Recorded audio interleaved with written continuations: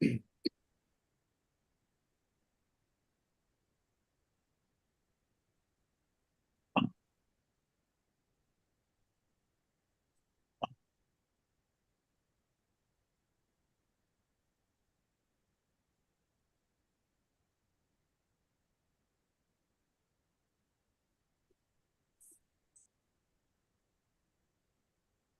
evening, everyone. Bipin Pandit sir is that. Bipin Pandit sir, Dr. Saurabh Sanjanwala. Hi, Saurabh. Hi, sir. Hello, sir. Ma'am, we are live now. Uncle sir. Okay. Yes. Hello, Hello, sir. welcome. Good evening. 7:30. Everyone has joined. Should we start or? I think. Yes, yes. You can I start. think it's 5:30. We can start.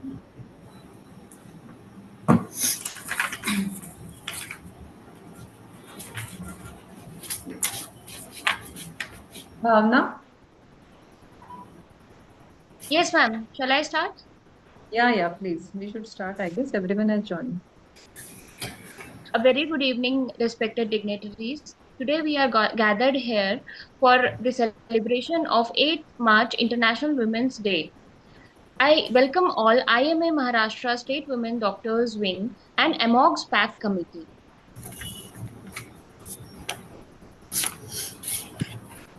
Today, this is our first episode from a series of Life Beyond Medicine, Financial Education and Empowerment webinar. So we cordially invite you to Core Connect live webinar. This is a digital platform by Corona Remedies. Before going ahead, I would like to invite our MOC for today, Dr. Apurva Mukherjee. Dr. Apurva Mukherjee is a consultant at Mukherjee's Multi-Speciality Hospital. She is a past president of Youth Wing of International Council of Human Rights, Nagpur. She has done her postgraduate MS Obs-Gynae from Dr. Punj Babrao Deshmukh Medical College. She is a fellow in aesthetic and cosmetic gynecology and also in reproductive medicine and infertility. She has presented national and international papers and posters, has published many articles in national and international journals. She has a keen interest in adolescent health, infertility, and reproductive medicine. Ma'am, I request you to carry on with the session. Thank you so much, Bhavna, for this introduction. I would like to just say a few words. I had prepared an entire page of how am I going to introduce this entire session and what am I going to say. Apart from good evening to all the respected seniors, I am starstruck by all the dignitaries that are present with us today. And I thank all of you for taking out your precious time to attend this one-of-a-kind webinar on the occasion of Women's Day. This year's theme is Inspire Inclusion. We have made a short video as well, which we posted this morning. So Inspire Inclusion basically means to empower the underprivileged, the lesser privileged women and help them be financially stabilized. Hence, the topics for today are very suitable. So I hope we all have a great time and a great learning session from all the amazing minds we have in our audience today as our speakers and chairpersons. Now I would like to go ahead with the lamp lighting ceremony, and I would like all the dignitaries, chairpersons to join us in this process. Thank you.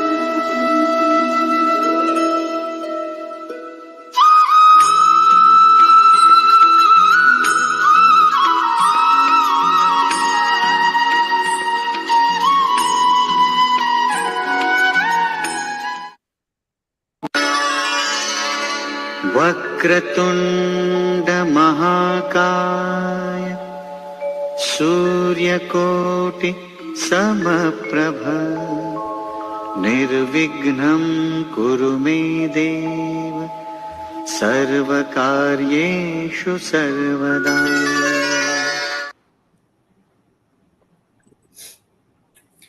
With the blessings of Almighty, let us start this session. I would like to introduce the conveners of today's Master CME, Dr. Revati Rane ma'am and Dr. Khandatre sir. I know both of them do not need an introduction per se, but I would still like to say that our ma'am, Revati Rane ma'am, is the chairman of Women's Development Wing IMA and PSC Committee chairperson. Dr. Khandatre sir is chairman IMA Academy of Medical Specialties and he's a well-known pathologist and sexologist. Now I would like Dr. Khandatre sir to welcome and introduce Dr. Thakre sir. Good evening, all. Myself, Dr. Santosh Khadtare. I am a pathologist and sexologist working in Cluj. I am now here for introduction of Dr. Dinesh Thakre sir, who is a holding president of IMA Maharashtra State. Today, we have a unique coincidence. We are celebrating a Mahashivratri and International Women's Day togetherly. Shiv and Shakti, Maya and Brahma, both are incomplete without each other. Let's pray to Lord Shiva, bow down and respect woman, Shakti, who plays a pivotal role in our life, be it as a mother, wife, sister, daughter, and our colleagues. So now I'm introducing our state president, IMA Maharashtra, Dr. Dinesh Thakre sir. So Dr. Dinesh Thakre sir, he is a pathologist, leading pathologist. He had completed his LLB also. Also, he had completed MBA. He is a postgraduate in certificate in Medical Negligence and Consumer Protection Act. He had a 10 pages of biodata. So I am not reading all his CV, but highlighting only. He has a lot of social attachments. He was the member of steering committee in World Medical Association, associate membership from 2020 to 22. He chaired a meeting of process committee. Santosh sir, राहू द्या. Next page, Bhavna, please Yes. go to the So, next page. such a dynamic Yeah. state Just go through. president. Now, ते short सीव्हीच्या ऐवजी detail CV चालली गेली group वरती. so I am inviting Dr. Dinesh sir. Welcome Dinesh sir, please, and speak few words for us.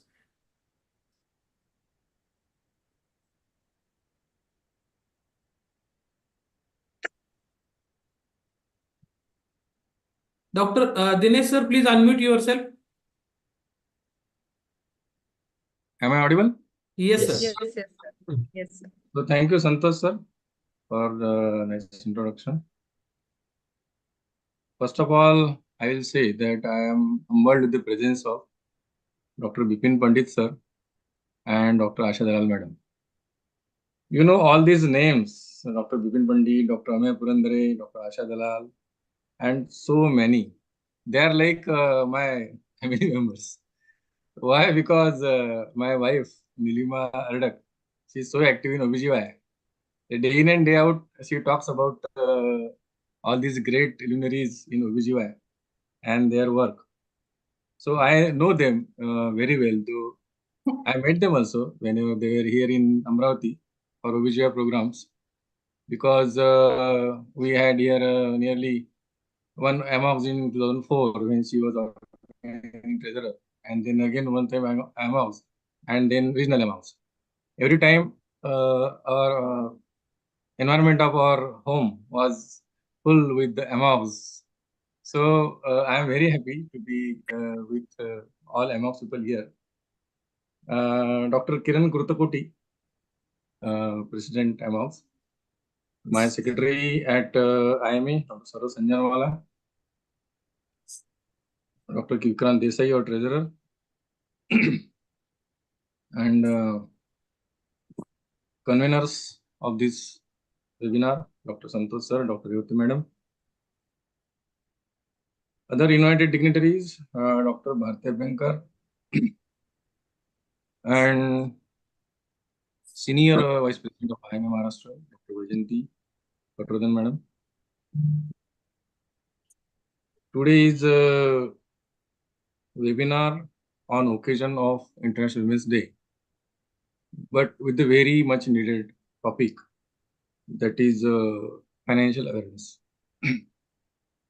all our gorgeous ladies are far ahead, taking all responsibilities. And most of them are now financially aware also. And the need to be financially, I will not say strong, but at least you should know the basic things. That is the need of our. And that part is today is getting considered over here in first episode of series for Life Beyond Medicine. So for Life Beyond Medicine, you have taken the first episode on financial education. That for that I must congratulate you. And I am sure that Dr. Kedar Marathe will be talking on need of financial awareness and wealth creation. Dr. Santosh Jayabhai, investment in mutual funds and ETFs. Actually, I don't know the long form of ETFs. That is the financial awareness in males also, Dr. Jayabhai sir. So I will also attend today's full webinar for this thing. Then Dr. Prachi Revanwar will talk on investment in individual stocks. And Dr. Kiran Kurtakuti on avoiding financial mistakes. And then there is open forum. So I am thankful that IMA means Dr. Singh has collaborated with the PAC, that is, I think, Public Awareness Committee of AMOX. And such collaborations will definitely help not only OBGYNs, but all other members of IMA getting knowledge and get updated about such topics which are common for all of us. I hope that all of you and all the viewers will enjoy today's, usually we say academic feast, but today's financial feast, and will understand the basic things. I can also see Dr. Awad Madam and Dr. Santosh Kadam sir also joined. And I remember Dr. Apurva when she was here in PDMC and getting, you used to call me for, sir, I want this report urgent, like that, beta SCG or like that. So those days I remember. Hello, Dr. Nitin Rane, sir. I met him many times in Cluj. I can see Supriya Arwari, sir. Madam. So very happy to see all of you. Dr. Amey Purandare, Dr. Pandit, sir, though you may not know me, but I know both of you very well. Very happy to see you, and I will very happy to listen to you also. And I hope that again this our WDL committee will take such topics which as said that life beyond medicine, such important topics under the guidance of Dr. Santosh Khartare is there in Akulj. And again, we will be having UConn at Pusgani. I hope that I can see many more OBGYNs there also. Because Nirma is also coming. She said that as Revati Madam is chairperson, many of our OBGYNs will come. So we'll enjoy together under the banner of, though it is a WW, it is a committee of IMAs. We will also enjoy at Pusgani for the UConn. So thank you. Please go ahead. Thank you so much, sir, for a crisp summarization of our today's event. And thank you so much for remembering. I think my postgraduate days were memorable because I got all the reports on time and I was not scolded by my HOD. So thank you so much, sir, for that as well. Now, moving ahead with our session, I would like Dr. Revati Rane ma'am to welcome and introduce Dr. Kiran Kurtakuti, sir. Over to you, ma'am. Yeah. Hello, everyone. First of all, as a chairman of IMA-MS WDW committee and AMOX PAC committee, I would really like to thank all the office bearers of AMOX and IMA for joining.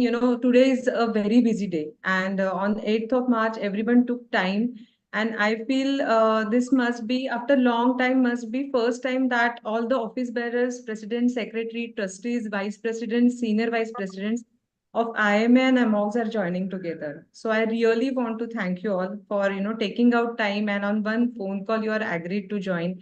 And would like to thank Dr. Santosh Khartare sir. Also, he helped me communicate, with all IMA office bearers too.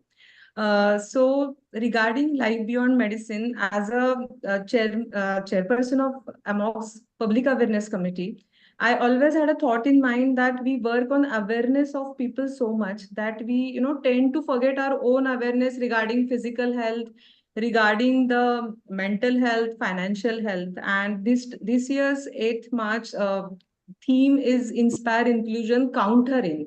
So counter in financially, and financial empowerment is the main theme that has been focused on. So we decided this topic, and Kiran sir is already, can I have the CV?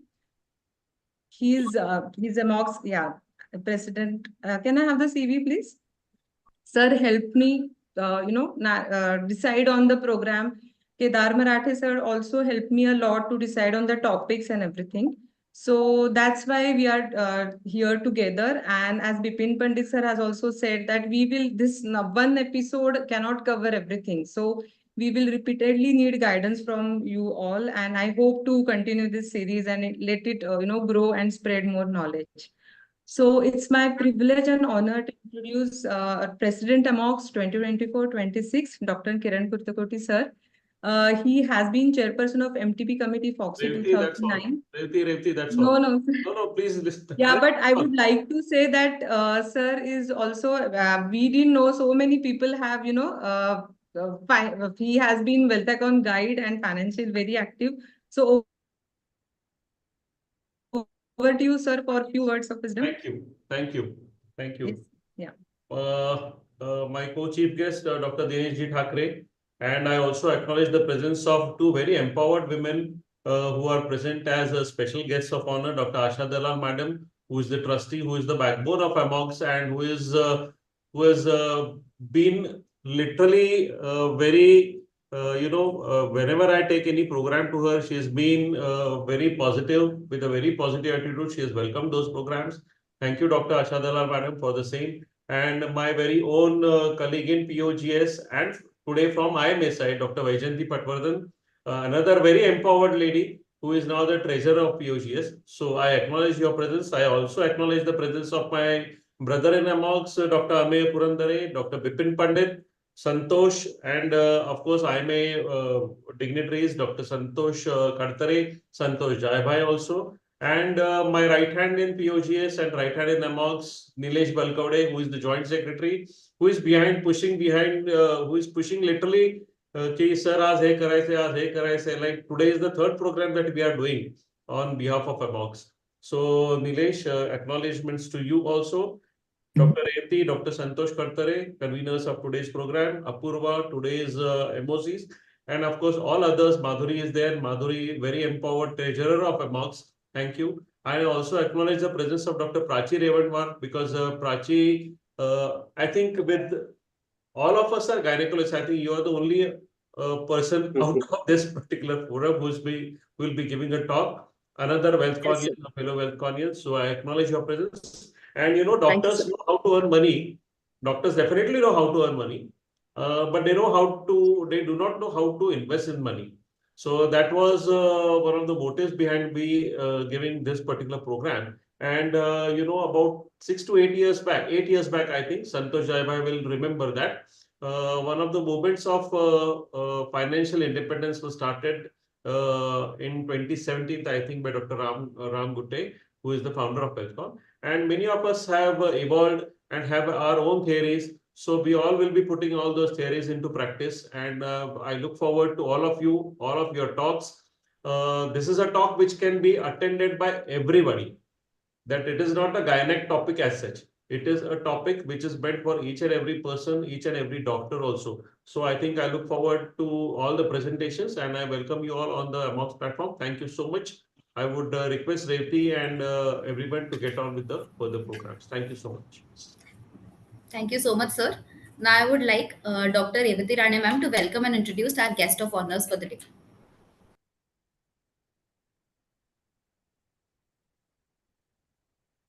Hello. It's again as thank you, Kiran sir. And again, as what Kiran sir has said, today we have this powerful, influential ladies with us. Today is Women's Day, and without the Lal Madam, Vaijayanti Madam, the program couldn't have, we couldn't have started this program. Where should I start for Asha Dalal Madam? Can I please have the CV? Actually, I don't need the CV, but for everyone else, please change the slide. Asha Dalal Madam is, as Sir has said, she's backbone of AMOX. She's trustee of AMOX, past president of AMOX. She's teacher of teachers. I know so many people here have, learned from her. We all are her students. And she's director of Department of OBGY, Sir H.N. Reliance Foundation Hospital and Research Center, former professor and HOD at Nair Hospital, Mumbai. I was her student, and I must say she is a force to reckon, and she has taught us to love AMOX as residents and everyone. Whatever love we have for AMOX, she is the one behind it, and I'm sure ma'am here will give us that some share of her enthusiasm and energy today. So, ma'am, over to you to say a few words. Dalal, ma'am. Thank you, Revati. You too are a force to reckon with. You will be a force to reckon with. As you have just said, I would like to thank all of you, all the people who are the guests, the invited guests, the faculty, and all those who have joined. You know, this topic has been very, very topical. As Revati said, the theme for this year is Inspire Inclusion. But what the UN has said is invest in women, hurry up the progress or hasten progress. When we are talking about inclusion and when we are talking about progress, it is the physical, the mental, the social, economic, and political. As doctors, we definitely are looking after the health of a family, which leads to the health of the nation. But everybody over here knows who's the boss. All of us know who is the boss. Bosses are fully capable of managing their home. They are capable of running their homes in whatever means or amounts they have.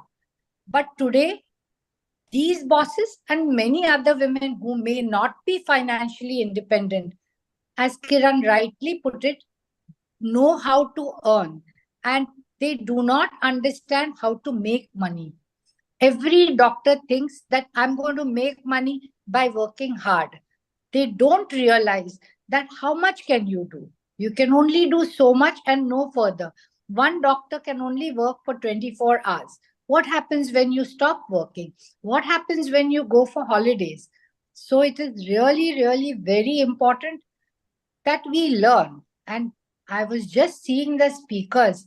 We have so many of our people who are, Kedar, Santosh, Prachi, and of course Kiran. Kiran is the master. I can tell you that one thing. He is what you call a chupa Rustam. You don't know how much he knows till he opens his mouth. But I really, really congratulate all of you on this choice of topics. And I wish you all the best. Reti, I'm sure you're going to have many other such programs, so I won't waste your time anymore. All the very, very best. Thank you, ma'am, for taking out time. You are busy today, I know. And I would like to say that ma'am is always the one who learns new things and always pushes us.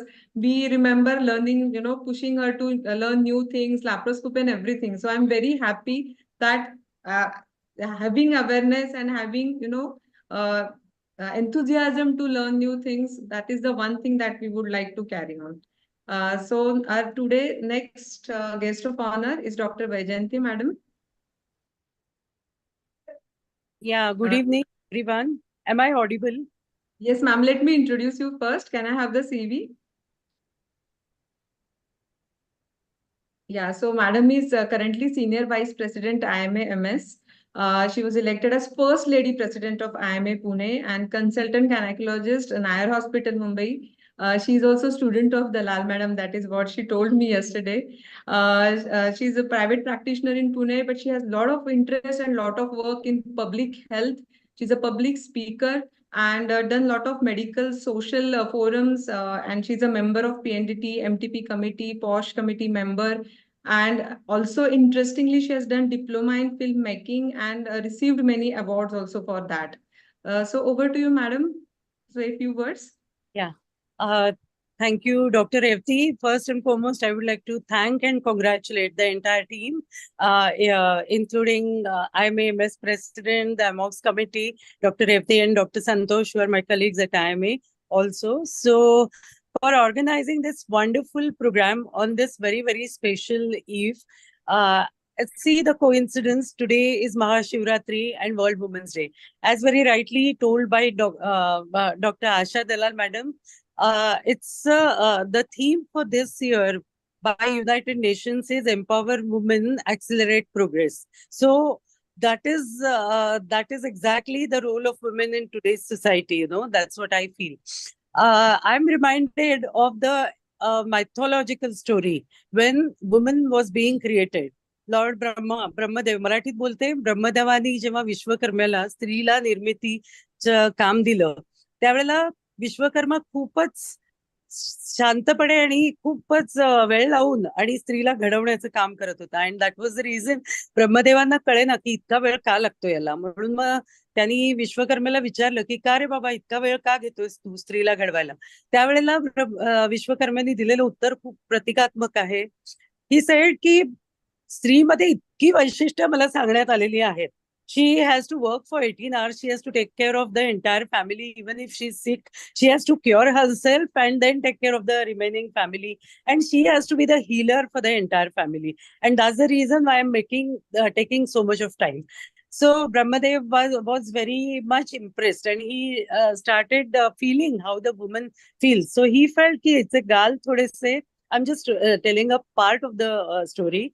तिचे गाल थोडेसे ओघळलेले वाटतात त्याच्यावर विश्वकर्म्यांनी उत्तर दिलं की ती जे अश्रू ढाळते ना त्याच्यामुळे आहे तर ही अश्रू का ढाळतीये तर that is a form of her love her worry her concern and everything okay I am sure henceforth we are not looking at ourselves shedding the tears right but then use all our power for wiping the tears of anybody else around us irrespective of whether it's a man or a woman कारण स्त्री ही शेवटी शक्ती आपल्याला forward खूपच वाचलेत आपण सगळे आज शक्ती आहे एम्पॉवर्ड आहे आणि तिला खूप इच्छा आहे कुठेतरी तिच्यातली आई जी आहे ती भावना सर्व विश्वासाठी आहेच आणि त्यामुळे प्रत्येकाचं भलं हो या भावनेनी स्त्री कायमच झिजत आली आहे त्याच कन्व्हर्सेशन मध्ये विश्वकर्म्याला ब्रह्मदेवानी विचारलं म्हणजे ही एक परिपूर्ण व्यक्ती आहे का तिच्यात कुठलाच दोष नाहीये का त्याच्यावर विश्वकर्मानी खूप समर्पक उत्तर दिलं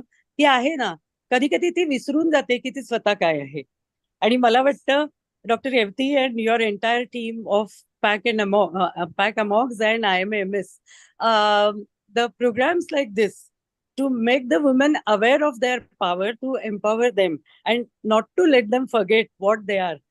Such type of programs are very important. Once again, it's my proud privilege to share the dais with respected Asha Dalal Madam. Madam, I'm your very old student and along with all my colleagues at AMOGS and IMA. And thank you so much for making me a part of this great evening. Happy going. Thank you. Thank you so much, ma'am. After listening to such inspiring women and such amazing women speak, I am filled with gratitude to be in the same presence of screen even with you. So thank you so much, ma'am. Vajanti ma'am and Dr. Asha Dalal ma'am, thank you so much. Now let's move ahead. Revti Rane ma'am has managed to do a miracle by bringing AMOGS and IMA-MS together. So we have both the office bearers with us. So I would like to Dr. Revti ma'am to introduce the AMOGS office bearers who are present with us today. Over to you, ma'am. Hello. Yeah. Can I have the CVs, please?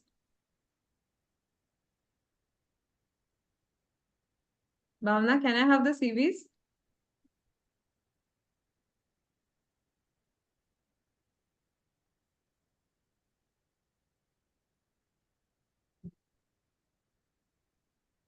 Bhavna is there?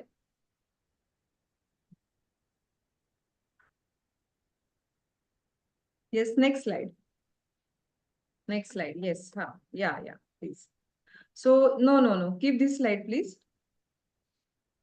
Yeah. Yes. Today from AMOX, we have dignitaries from AMOX and IMA. So from AMOX, we have Dr. Amaya Purandare sir, who is consultant obstetrician gynecologist, Purandare Hospital, and Sir HN Reliance, Mumbai Police Hospital.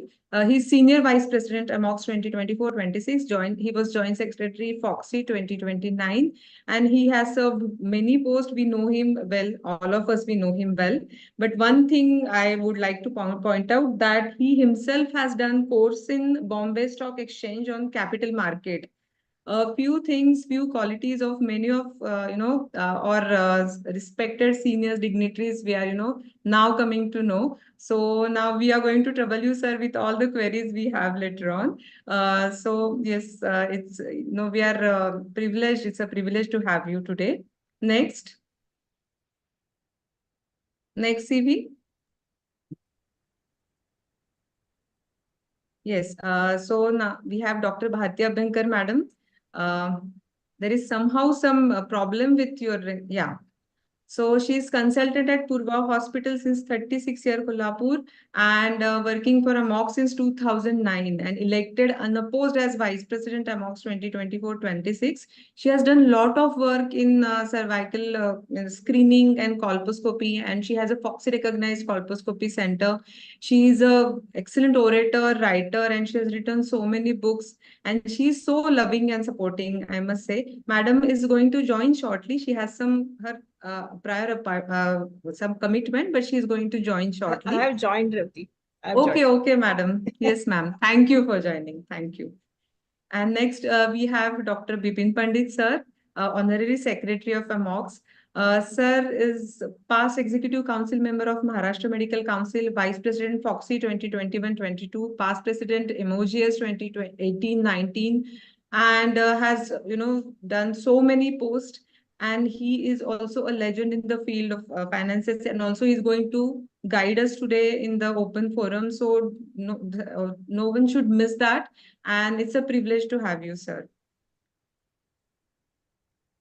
Yeah, so next invited dignitaries, to welcome them, I invite Dr. Santosh Khartare, sir, to introduce IMA dignitaries. Santosh, sir, you are there? Good evening. Yes, sir. Good evening. Yes.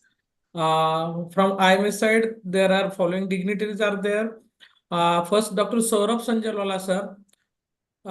Sir is a consultant, laparoscopic surgeon and endoscopic and male infertility specialist.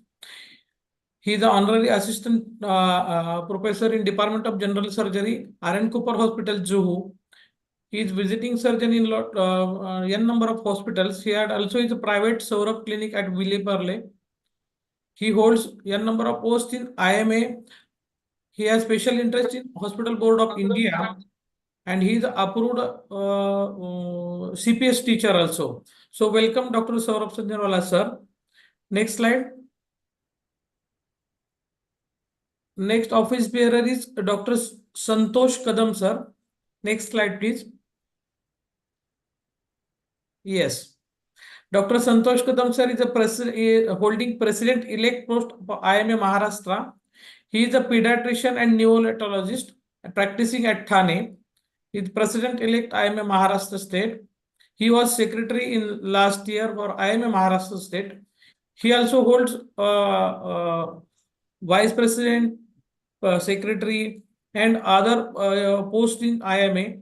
He also holds post at president of IMA Thane branch also. He worked in a number of committees. He has a special recipient of Lokmat Thane Icon Award, and he also felicitated by Thane Gaurav Puraskar. So welcome, Dr. Santosh Kadam, sir. Next slide. One more special guest is Dr. Vikrant Desai, sir. He is consultant radiologist and holding treasurer of IMA Maharashtra State. he was a honorary secretary, Association of Radiologists of Mumbai chapter of Maharashtra State. He was past president of IIM Mira Bhayandar branch. He was trustee and past president Mira Bhayandar Medical Association also. He is the director and consultant at Tanishrao Imaging Center, Mira Road, Joanna Mother and Child Care Hospital, Mira Road, and Shobna Hospital, Mira Bhayandar. So welcome Dr. Vikrant Desai sir also. Thank you. Thank you so much, sir. Now, going ahead with the lecture series of today. So, for the first lecture series of today, I would like to invite our esteemed chairpersons. Now, we have seen their CVs right now just a moment before, but I have a few words to say, just a line each about all of them. Dr. Amay Purandare, sir. Amay means boundless and magnanimous. Truly, while reading the CV, the thing that caught the eye of a newbie who has just passed out is the Best Resident Award in KEM. So for me, that in itself is trueless and boundless and magnanimous. I cannot imagine that at all. So honored to have you, sir. Dr. Saurabh Sanjanwala, sir. Saurabh means a ray of hope. So I feel, sir, that this entire CME is a ray of hope, and you feel like we have done justice with all the talks that we have done today. Dr. Santosh Kadam, sir. Santosh means satisfaction and happiness, and I hope all of us feel the same after the end of all these sessions and this amazing talk. And Dr. Vikrant Desai, sir. Vikrant means a warrior and Tejasvi. Indeed, he's a radiologist. He's going to be Tejasvi and glowing all around with the X-rays and isotopes and everything. So now I would like Dr. Vikrant Desai, sir, to introduce our speaker of the day, Dr. Kedar Marathe, sir. Over to you, sir. Thank you, Apura madam. Good evening and wishing you all a very happy International Women's Day. It feels simply great to be here. Thank you, team WDW and AMOGS for having me here and for coming up with this need of the hour program. Friends, in our profession, we are the best. But when it comes to managing finances, many of us get stressed. We have the income sources, but we don't know how to create wealth by using our own money.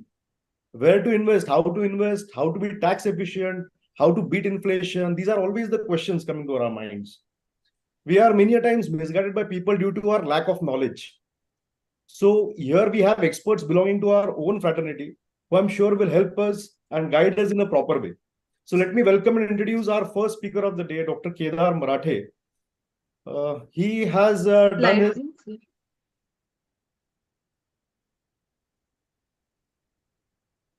No, just put the CV slide, Bhavna. Oh, sorry. I have it. So he has done his MSN DNB in obstetric and gynecology. He is a consultant obstetrician, gynecologist, IVF consultant, and a laparoscopic surgeon. He is currently working at ONP Hospital, Jupiter Hospital, Cloud9 Hospital in Pune. He is a Wealthconian working as senior guide TMP. He is an educator in the field of financial awareness and investments. He is going to talk on the need of financial awareness and wealth creation. Over to you, sir. Yeah. Thank you, sir, for kind introduction, and thank you all the dignitaries. I would like to go ahead with the today's presentation. So we all need to remember this line. This is darkness to light and ignorance to knowledge. So let's try to go today from ignorance in the financial field to knowledge. So today I'm going to speak about wealth creation and need of financial awareness for doctors. There are certain myths we all know, and these myths are money is not important, then wealthy people are bad, share market is a gambling or a satta, and finance is difficult. And we need to have a lot of time to track investments. I need to say that, yeah, these are all myths, not really based on any facts. And I would like to add one more myth here, that finance is not a field for women. So I think that's again a very, very common myth, not just in men, but also in the minds of women themselves. So I would like to say that all these are myths, and especially on the today's occasion of Women's Day, we need to empower women in this field of finance. Now, we need to understand that whenever we are going to talk about finance, we need to understand that there is something which we are going to talk about is wealth creation. So if we want to create wealth, there will be three basic points which we need to remember. One is asset creation, Second is protection of those assets with insurance, and even our life is an asset, so we need to have a protection of our life, and tax saving. So these are the three broader points where we need to probably focus ourselves. When we are talking about asset creation, the first thing which comes is saving. Second thing which comes is investment of those savings, and third thing is time as an asset. So whenever we are talking about wealth, we also need to understand that we might be richer in terms of wealth, but are we richer in terms of time availability? Can we give time to our family? Can we give time to our needs beyond our profession and otherwise? So all these are going to be the goals which we are going to try and focus upon. So the first thing which we are going to talk briefly about is insurance.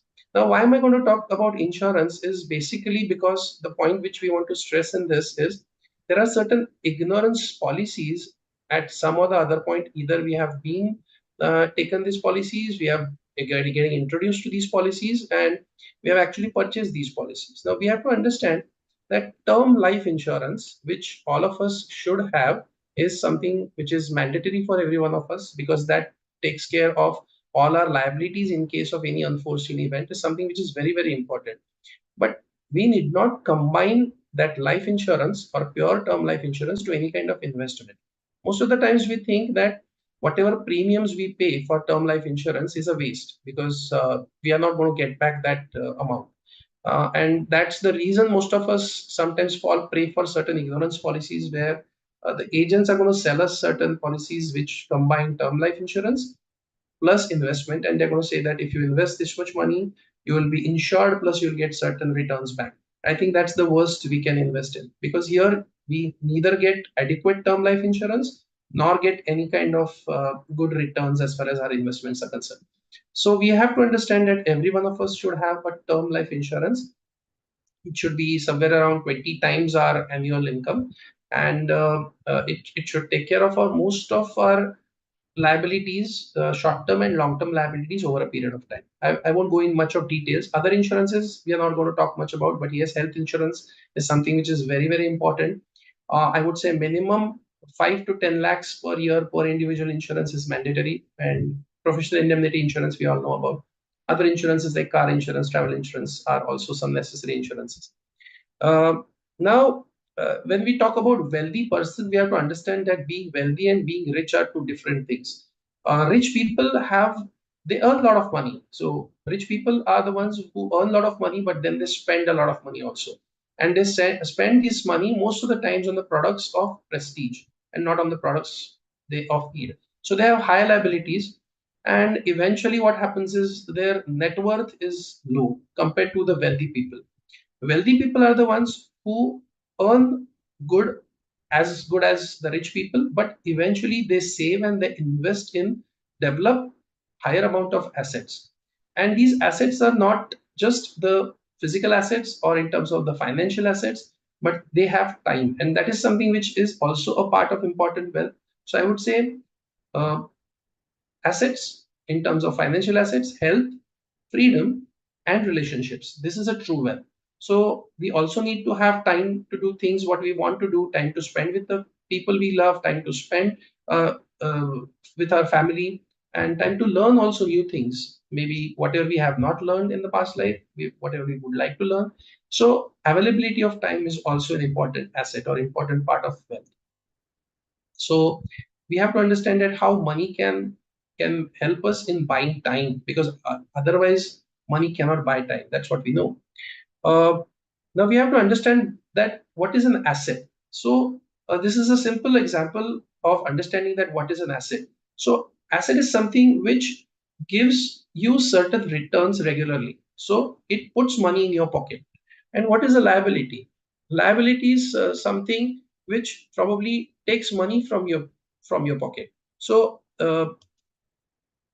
anything which puts money in your pocket is your asset. Anything which takes away money from your pocket is a liability. That's a simple example or simple analogy we can just remember whenever we are going to talk about anything.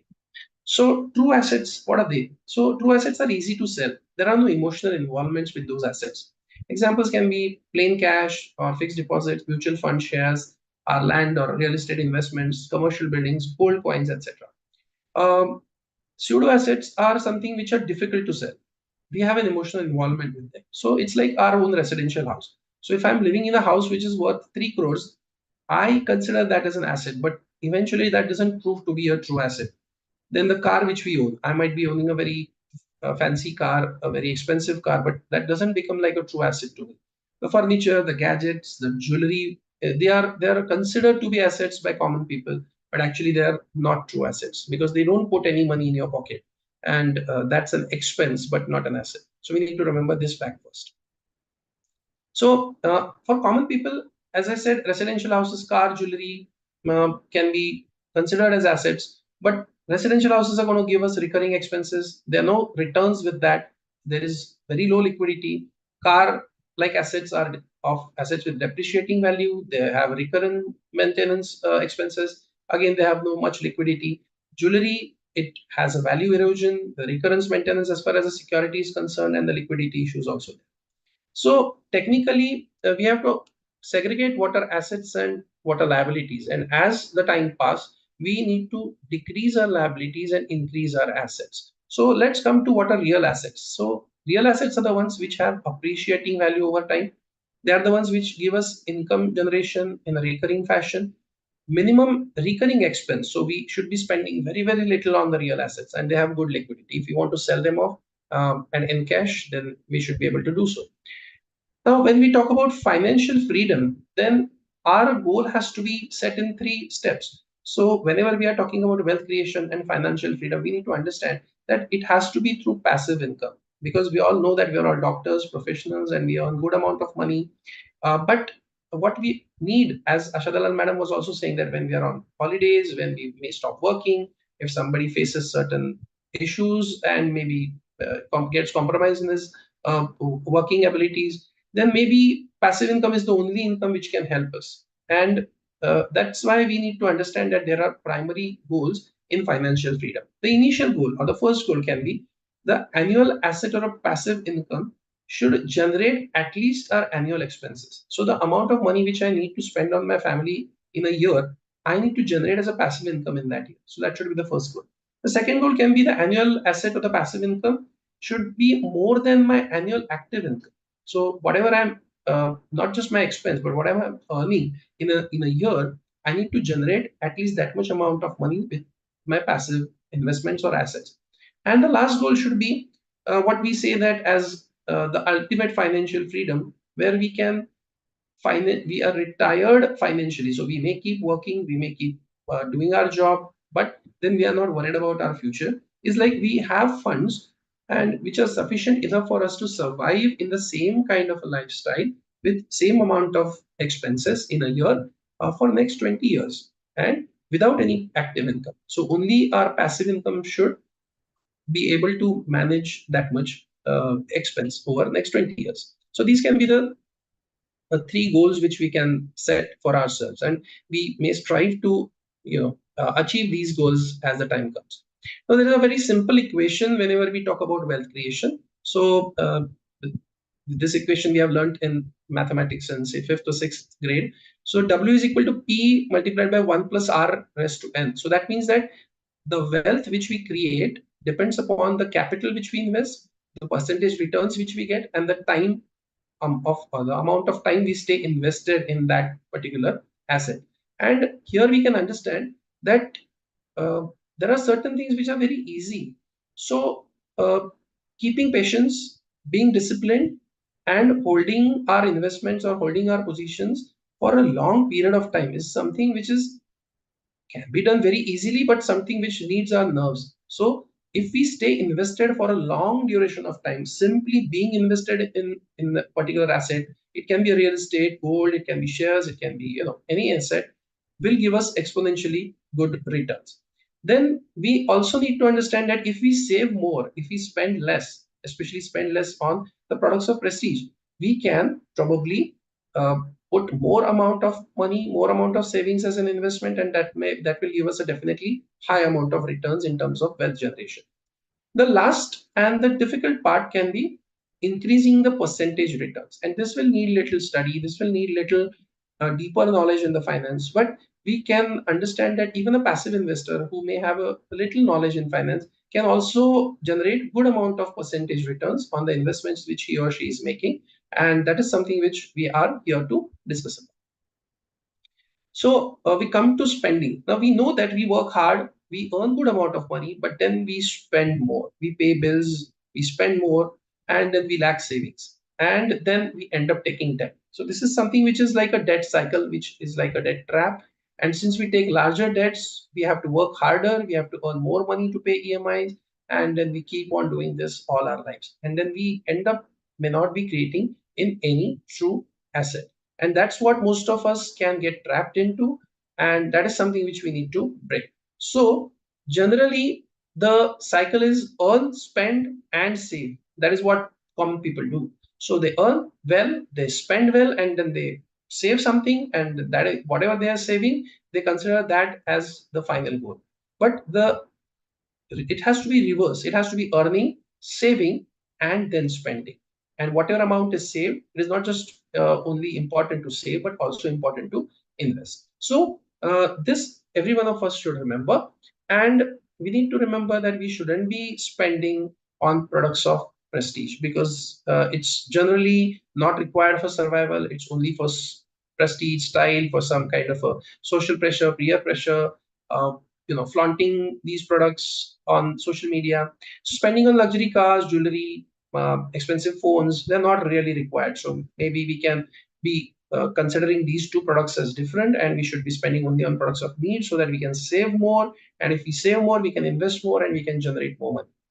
Now, coming to taxation, I'm not going to go in details of taxation, but we have to understand that there are certain means and ways, legal means and ways, to save taxes. And we need to understand that whatever hefty tax all of us are paying, can we save it legally? And anything what we save is what we earn, and then we can invest that amount, and obviously it can help us to create a larger amount of it. So I'm not going in details of each and every taxation say points, but broadly we have to understand that tax saving is important. We have to consider that as an important task. Not just paying is important, it is helping us to build our nation. But if we can legally save the tax, then that will definitely help us personally. Second thing, what we need to, as I was saying, is a longer time. That the time frame which I was talking about to stay in the market or to stay invested is very important, because there is something which we call it as a power of compounding. And the power of compounding means if you stay invested for a longer duration of time, just passively invested in longer duration of time, you can create much more amount of returns, or much more amount of wealth, compared to somebody who has stayed invested for a short duration of time. Now, some of us must have heard the name of big investors like Warren Buffett, and a secret they talk about their high net worth is that they have been investing for a long period of time, 60 years and 65 years, and that's the key of their success, and that's the key of their larger wealth, because most of the wealth they have generated is in the recent years, as they say. So if you stay invested for a long duration of time, power of compounding is always going to help you. Now, this is an important concept when we are talking about wealth. So we all know that inflation, we keep talking about the inflation is high. Recently, inflation had touched 8%. Generally, we say that over a period of time, the inflation rates in India has been around 5 to 6%. Now, what does it mean? Inflation just simply means that the items which we need to purchase, which we use, are going to become expensive year on year. So if we say that 1 kg of sugar is going to cost us 100 rupees today, next year it is going to cost us 106 rupees. That means the sugar has going to be expensive by 6%. Now, if we keep 100 rupees as cash today with us, it won't be that one note of 100 rupees is not going to be able to buy me a kg of sugar after 1 year. That means there is going to be a devaluation of the money, devaluation of the cash. Now, if I keep 100 rupees in an FD account, and if it gives me 5 rupees return, I'm going to pay tax on that. So say around 1.5 rupees tax on that. And still it is going to give me only 103.5 rupees. So still it is unable to beat inflation. So we need to understand that the assets which we are going to talk about, are they generating returns more than the inflation rate in our country, less than the inflation rate, or just the inflation rate? So we can segregate these assets into wealth creating assets, which generate returns more than the inflation, wealth protection assets which generate just at par with the inflation rate. And I'm going to talk about post-tax returns, because we may generate more returns per se, but we also have to remember that we have to pay tax on those returns. So we are going to talk about post-tax returns and wealth destructive, or assets which are responsible for wealth destruction. So fixed deposit, yes, it has its own importance because that's the most liquid asset we need, but only emergency funds need to be parked as fixed deposit. Fixed deposit should not be considered as a investment product. So most of us have heard from our parents that, you know, you earn money, save money, put it in FD, and that will give a lot of returns. But those days are gone, the days where the FD returns used to be 12%, 14%. Now it's no more like that. FD returns post-tax will never generate you any return more than the inflation rate. The ULIP plans, or the plans which are insurance plus investment policies, will also generate you less than 6% returns. And that was the reason I was talking about in the term insurance slide, that we should buy term life insurance, but shouldn't be falling into any kind of a investment plus insurance plan, which generally are called as ULIP plans. The wealth protection instruments are absolutely important. They are debt instruments which give us around 6 to 8% returns. Then the wealth creating instruments are gold, equity, real estate, which give us more than 8% returns. Equity is investment in any kind of shares or shares related products like maybe mutual funds. Now, these are the 4 asset classes what we need to remember. Real estate I'm not going to talk much about because it will be out of the discussion for today, and we all are more or less expert in real estate investments. The only problem is we are heavily invested in real estate, and all other asset classes we are less invested. So that is something which what we need to remember. Most of us, those who are in the age group of around 40 to 50, we need to understand the allocation or diversification of the asset should be around 10% in gold, 40% in real estate, 40% in equity, and 10% in debt. As we go ahead with the age, the equity share should go down and the debt share should go up. And that's because the volatility risk for equity is going to be more, and this is something which is very, very important. The line of caution is don't put all your eggs in one basket. So don't do all your investment in real estate and forget about other classes. Now, what we have to understand is the risk diversification is important whenever we are investing in any asset class. The liquidity diversification is important, the returns diversification is important, and time diversification is important. So just looking at these 4 classes, gold will have a moderate risk, moderate returns, high liquidity. Real estate will have a low risk, low returns, but low liquidity. Equity will have high risk, high returns, but high liquidity. Debt will have low risk, low return, and high liquidity. So we have to kind of match all these together and make our portfolio something what we call it as a portfolio diversification. Now, this is very important principle, no dissel. So we need to understand and identify the time available for us, for whatever the goal or the target which we set, the age of that person. So younger you are, you can have more exposure in equity maybe. The risk appetite what we have, are we have good risk appetite to invest in high risk products? What is the goal, the duration, the expertise what we have, and the time for us to track a market. And then we can become a passive investor, or can become an active investor, or can become a trader. But then, yes, we need to start with the financial journey. So coming to the end, we have to understand that finance management cannot be outsourced. I cannot say that, okay, I'll earn money, I'll save, and I'll give that money to somebody to manage that. He will make good returns for me. No, that is not a good way. Financial freedom will only come when one creates assets generating income which can make one not necessary to earn and will sustain well for next 20 years. As we said, that was like the final goal we had. We have to also identify true assets from pseudo assets and liabilities. So we can't be invested in pseudo assets or create liabilities. We have to first save and then spend and save tax legally. So we have to start investing in the gold, real estate, equity, and debt products as per our age and the risks. Gold investments, yeah, we're going to talk about that later. Equity investments, Dr. Santosh is going to talk about mutual funds and ETFs, and stock investments, MPTDS and MD Sports, Dr. Ramanvar is going to talk about it. And what we have to understand is the simple trick is stay invested for long duration. So Here I will come to the end of my topic, and thank you everybody for your patient listening, and thank you organizers for inviting me for this talk. Thank you, Kedar sir. Thanks a lot. Once again, I would like to thank you for helping me, organize this event and, getting together everyone on one platform. My pleasure, Dr. Rati. Yes, sir. Thank you.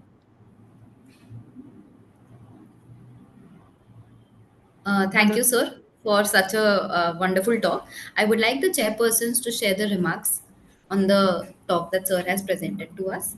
Over to you, chairpersons. Yeah, good afternoon. Dr. Santosh Kadam here. Hello, sir. Yes, you are audible. Yeah, first of all, let me congratulate the IMA Women's Doctor Wing and AMOX for holding such a webinar on the Women's Day. And let me wish you all happy International Women's Day, as well as lot of today is Mahashivratri also. Friends, just now Dr. Kedar gave a very lucid talk, and he gave the importance of compounding effect. As well as he very well gave the difference between a wealthy and a rich person. And one important thing he said is about the we have to differentiate between the term insurance and this thing returns should not be clubbed together. Term insurance should be a pure term insurance. I think he gave a very good inputs today and good awareness about the wealth management. Thank you, friends. Thank you, sir. Revati, can I make a comment? Yeah, so very good overview of how we need to be financially aware by Kedar, and congratulations, Kedar, for starting the financial journey on many a people who are not aware. At least you have stimulated them to start thinking that way.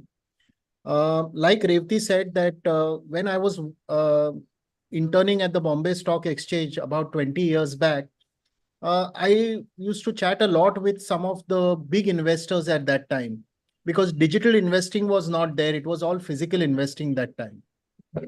And I learned a few things, which at times I am called to the Bombay Stock Exchange to give a talk called as making sense out of Sensex. So a few things that I learned over the way was that all these great investors, they begin small. So it is never too late. You have to start. And once you start, the power of compounding, the power of your investments grow if you make the right choices. Now, how do you start? So you need to have a proper discipline, like you said. Just as we have various calendars, we should have a financial calendar as well, an investment calendar as well. So you need to determine at the beginning only how much you want to invest and when you would invest. And if you do it as a regular good habit, it will give you right returns. You will be able to average the market and ensure that you have a win-win situation.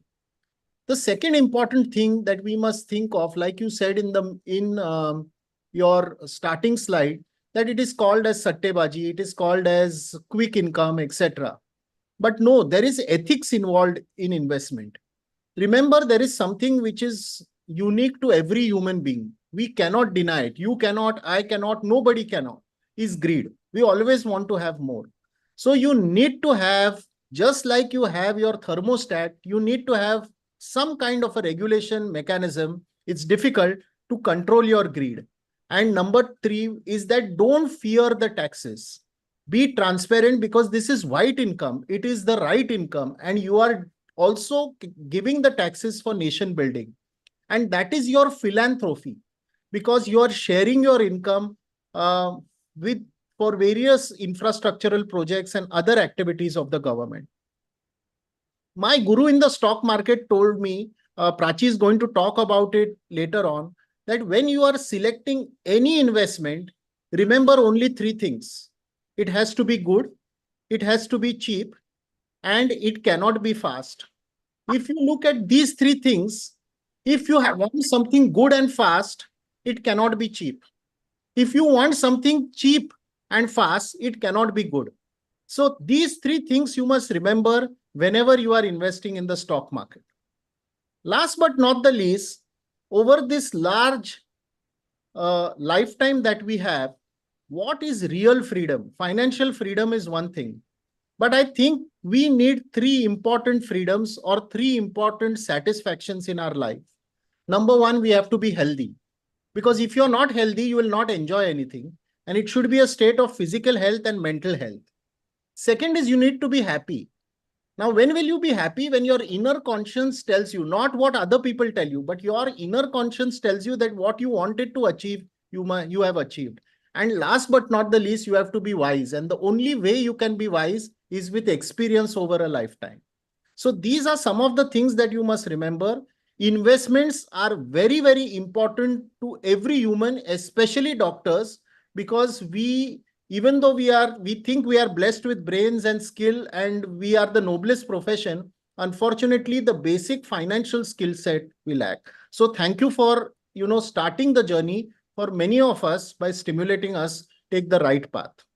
Thank you, sir. Thank you, sir. Thank you. I must say, very good pointers, sir. And he was not ready. Amey sir was not ready to showcase his knowledge, and you have to promise me a lecture next time, sir. Yeah. So everyone would like to have that knowledge. Excellent pointers, I must say. Saurabh sir, would you like to say something? Saurabh sir is there, or he had to leave? Okay, then we will move ahead with next lecture. Yeah. Yes, sure, ma'am. Now moving on to our second lecture. Can I please have the slide? Thank you. So our chairpersons for the next session are Dr. Nilesh Balkavde sir, Dr. Swapnanjali ma'am, and Dr. Sanjay sir. Now Nilesh sir means Neelkanthi or Vishnuji ka avatar. So thank you sir for blessing us with your presence along with your immense knowledge. Swapnanjali ma'am means happiness or spontaneity. So I hope that she's filled with happiness to be a part of us today. And we are happy to have her with us today to share her knowledge and wisdom and snippets on the talk that we'll have. And Dr. Sanjay means conquering and triumphant. So I'm sure sir will conquer us with his immense knowledge and give us great pointers on the session that is coming up. So I would like Dr. Nilesh sir to introduce Dr. Santosh Zaibhai sir, the speaker of the next session. Over to you, sir. Thank you, Apurva. I think so. It's a wonderful webinar which is going up, and I thank from the AMOG's office bearer team as a joint secretary of AMOG's. I thank Dr. Revti Rane for this wonderful initiative from Public Awareness Committee, AMOG's, and along with the IMA Maharashtra State team. Also, Dr. Santosh Khadtare sir, I thank him for this event. I would like to have Santosh Jaibai sir's CV.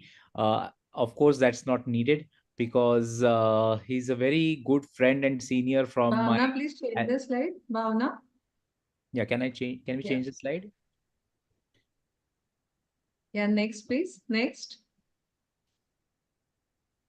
Next. Yes, Yeah. thank you. He's from my alumni medical college MBBS. We have done together from BJ Medical College, and he is now practicing obstetrician gynecologist in the Navi Mumbai, joint director of Om Sai Multi-Speciality Hospital. He was the vice president of the Navi Mumbai Obstetrics and Gynecological Society. But more than that, we know him as a fitness enthusiast, marathon runner, a passionate trekker, and also a senior guide at Wealthecon and a senior member. And we have him speaking on mutual funds and ETFs. And we know that's the only thing which I'm doing right now. But I'm like to hear it from Dr. Santosh Jaibai about the intricacies of investing into mutual funds and ETFs. Santosh sir, the stage is yours. Yeah. Can I share my screen? Please share. Yeah. Thank you. Is my screen visible? Yes, sir. Yes. Okay. So let me take this opportunity to thank organizers for thinking of taking the much needed topic on for this webinar. Now, Kedar has set a stage very perfect for me and Prachi madam. Kedar has told us why to do it, investing, and now we are going to take it forward and discuss how to do it. Okay. So when it comes to equity investing, there are options like mutual funds, stocks, and advanced options like derivatives, but we are going to restrict our talk to mutual funds today. First of all, we need to understand what is mutual fund. So in mutual fund, there are few players who are working. One is investors, and there is a mutual fund company, we call them as asset management company. What these asset management companies do, they pull in the investment from all the investors. They employ their experts into stock market, those who study, find out the opportunities and invest that pulled money into the securities, and whatever returns are they are generating from those securities, they're given back to the investors. Now, when it comes to mutual funds, there are two broad categories of mutual fund. One is regular mutual funds and second are direct mutual funds. What is the difference between these two? In the direct mutual funds, you as an individual investor is directly dealing with the asset management company. But in the regular plans, there is a third party which is involved in between, which is called as distributors. This distributor can be an agent, broker, or maybe a bank. What they do, they are doing a coordination work between you and AMC, but for that, they charge a hefty amount of fees. Now, if you see what is the fees which they take, the fees which is taken is about 1% of your assets under management. There is a common misconception amongst the common investors that they are taking only 1% of the profit. So it is not like that. It is not 1% of the profit. It is 1% of the asset. Okay. Now again, there are two categories of mutual funds: growth as well as dividend. As a growth oriented investor, we generally invest into the growth plans of mutual funds. Why? Because there is a benefit of compounding and there is a massive wealth creation that happens over a period of time. And we have a tax liability in the form of long-term capital gain tax and short-term capital gain tax. We'll cover it later. So there are two things which we select amongst the direct and regular plans of mutual fund. We go for direct mutual funds, and in the growth and dividend plans, we go for growth. So whenever we select a mutual fund, we need to see that the name of the mutual fund should include direct as well as growth. Now, as far as the mutual fund goes, there are certain things which we try to avoid completely. What? One, new fund offers. What does it mean? When a new mutual fund is launched, then generally we should avoid it. The simple reason is that mutual fund has not proven its potential. Giving a simple example, now India is playing against England in a test match, and you have to select between Virat Kohli and some newcomer who has joined the team just today. Whom will you rely on? Of course, you are going to rely as a match winner on Virat Kohli because he has proven his potential. And that exactly is the rule which we apply as when we plan to select the mutual fund. So better to avoid new fund offers, go into the mutual funds who have proven their track record for at least 5 to 10 years. Preferably avoid sectoral funds. Simple reason is we do not understand the dynamics of the sectors. We don't know which sector is going to perform in next few years as a basic investor. Yes, when you become an advanced investor, you can think of it, but as a basic investor with a basic knowledge, it is better to avoid the sectoral funds. Avoid dividend and dividend reinvestment options and avoid regular funds, and do not churn your mutual fund investments frequently. Give them time to perform. Same. Okay, we have just covered it. Now, what is the difference between direct fund and regular fund? Someone can still argue that it is just 1% of the amount. Why to make such a hue and cry of all these things? This particular slide is for that. Now we have two plans, the same mutual fund. One is a regular plan giving 14% return, other is a direct plan giving 15% return. SIP amount of 50,000 per year, SIP done for 30 years. Invested value in both funds is around 1.8 CR. But see the difference. The difference between the returns of direct plan and regular plan, the direct plan has given almost 5 crore of staggeringly high returns as compared to regular plans. And the only reason for this is the 1% that has been taken out from your asset under management by the distributor. Now, what now we have understood today that we need to buy the direct plans and not regular plan. But what is to be done if someone is already heavily invested into the regular plans? There is a very simple straightforward algorithm. Select your mutual funds. I'm going to cover how to select the mutual fund in subsequent slides. Start SIP in the direct plans of those mutual funds. Stop SIPs in all the regular plans which you are holding right now, and exit from them.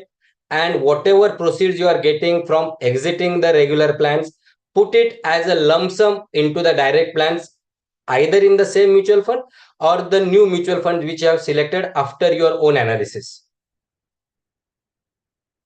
Now coming to the details of mutual funds are broadly divided into large cap mutual funds, mid cap mutual funds, small cap, flexi cap, something called as equity linked savings schemes.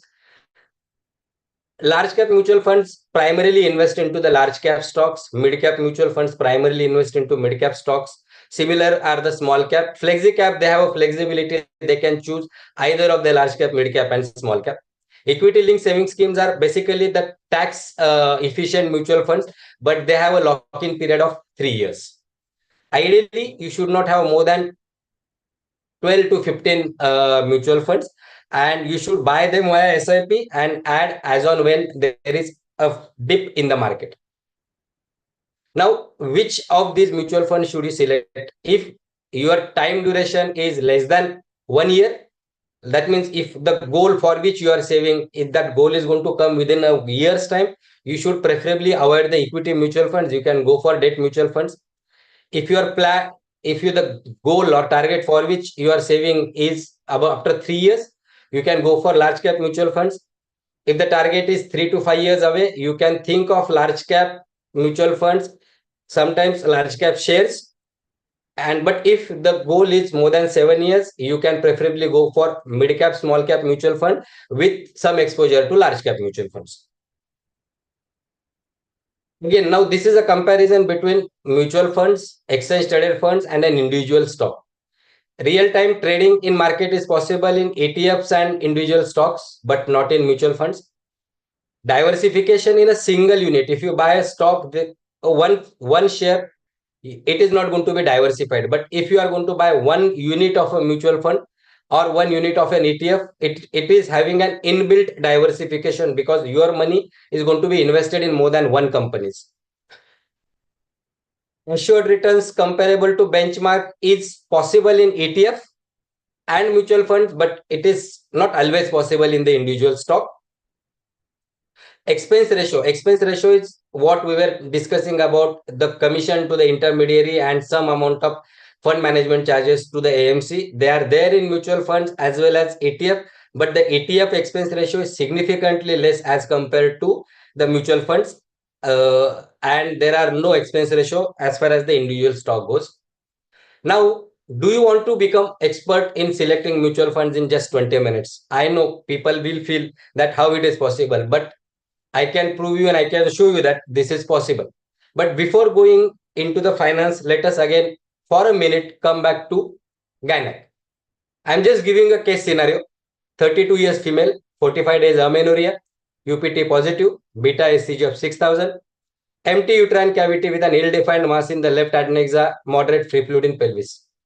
Even if you are sleeping in deep sleep at night and you get a call from your resident doctors, even in the night, even without seeing a patient in the deep sleep, you will tell on the phone that this is an ectopic and prepare patient and I'm coming for a surgery.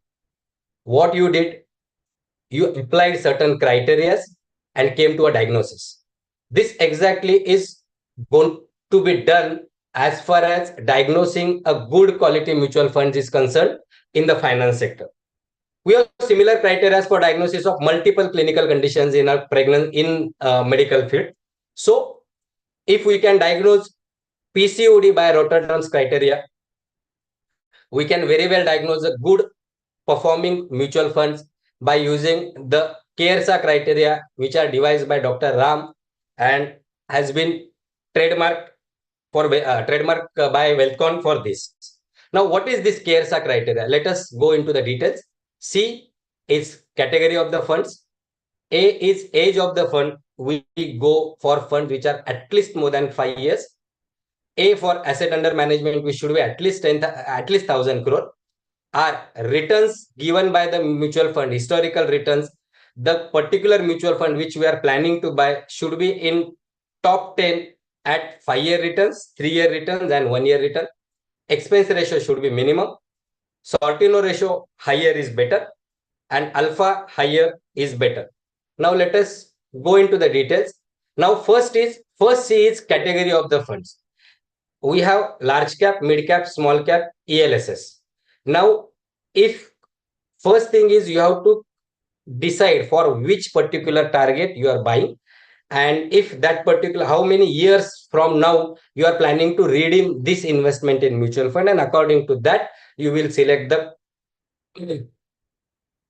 which cap mutual fund you want to go. As I said, up to 3 years you can go for large cap, 3 to 5 years you can think of mid cap, a combination of large cap and mid cap, and if it's more than 7 years you can have a combination of large cap, mid cap, small cap, with more exposure to mid cap and small cap and little less exposure to the large cap, because large cap will give you stability, mid cap and small cap are going to give you the returns. Ideally you should have 2 funds from ELSS, 2 from large cap, 2 from mid cap, 2 from small cap. Liquid fund and arbitrage fund are a sort of debt funds which give you a wealth protection. See, category of the fund, age. Now second is age more than 5 years. We just discussed this. Now how to select them? You can note down this particular website, which is a very good resource material for your diagnosis towards reaching your diagnosis of a good performing mutual fund. It goes by the name of valueresearchonline.com. So you will go there, you will do a free login, you will create an account on that particular website. A free login option is available. When you log in, you have to go on the home page. There's something called as powerful tools and screeners, and in that particular page there is something by the name of fund screener. So you will click on the fund screener. After that, the first comes a category of the fund. So when it comes to category, you go to the fund category, select large cap funds. Now you have to apply certain filters before going ahead. The first filter is large cap. Then second filter, you have to select open-ended funds, because we do not go for close-ended funds. Then you select direct plans, because we don't want to invest into regular plans and give our hard-earned money to the agents for doing nothing. When you do all these filters, then you have to click on apply. And this way the category of the fund has been selected. Before clicking apply, these 3 things should be checked again. One, category of the fund, then subcategory, category is equity, then subcategory is large cap, then fund type should be open and plan type should be direct. Now we have to see the asset under management. When all these things are selected, then you first verify your selections, whether the category has been large cap and rest of the things. And when all these things are done, you get a page which is giving you comparison of many mutual funds. In that page, there are snapshot, returns, portfolio, risk, NAV details, and fee and details. First, we go and click on the snapshot. The snapshot will show you one category. EQLC means equity large cap. That means our selection of large cap funds. Then there is a category of age. Our second CAARE, second A is age of the fund. Age, we go for funds which are at least more than 5 years. So these 2 are 9 years. We can go for them. And then second A, CAA, A is asset under management.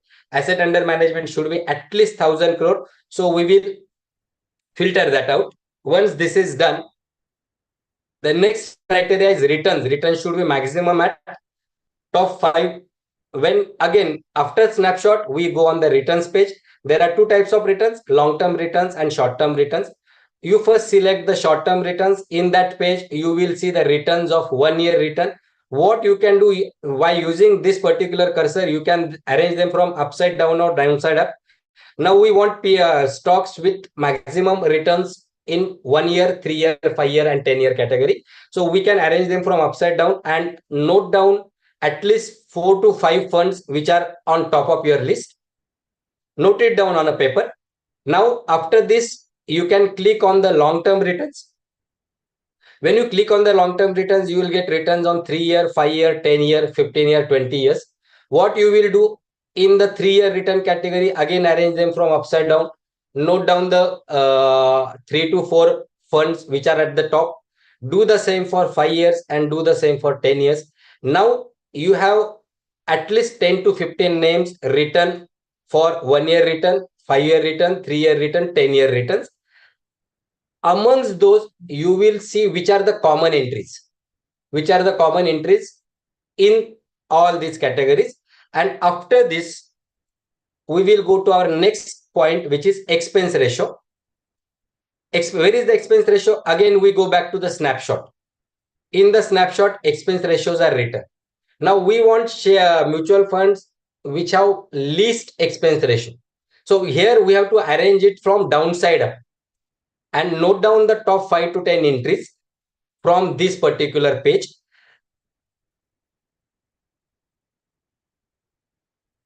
Again, the next is Sortino ratio. Sortino, we don't have to go into the details of calculation of Sortino ratio. Why? Because we are here not to score marks in the finance exam. We are here to implement it into a private practice or implement it into our financial planning. So understand a single sentence: Sortino ratio, higher the Sortino ratio, better is the performance of the mutual fund. This is enough knowledge as far as this particular criteria goes. And the last one is alpha. Again, even in the alpha, higher the alpha, better is the mutual fund performance, because alpha measure how the particular mutual fund has outperformed its benchmark index. Now, where to find this Sortino and alpha? Again, on the home page, we go on the risk statistics. Risk statistics shows us Sortino and alpha. Now we want stocks with higher Sortino ratio and higher alpha ratio. Again, arrange the Sortino line from top to bottom and mark at least 3 to 4 funds from this category, and then do similar thing from alpha. Now, when you do all these things, you will get at least 2 mutual funds which are there in all the categories. And if you have appreciated, we have covered this in 5 minutes.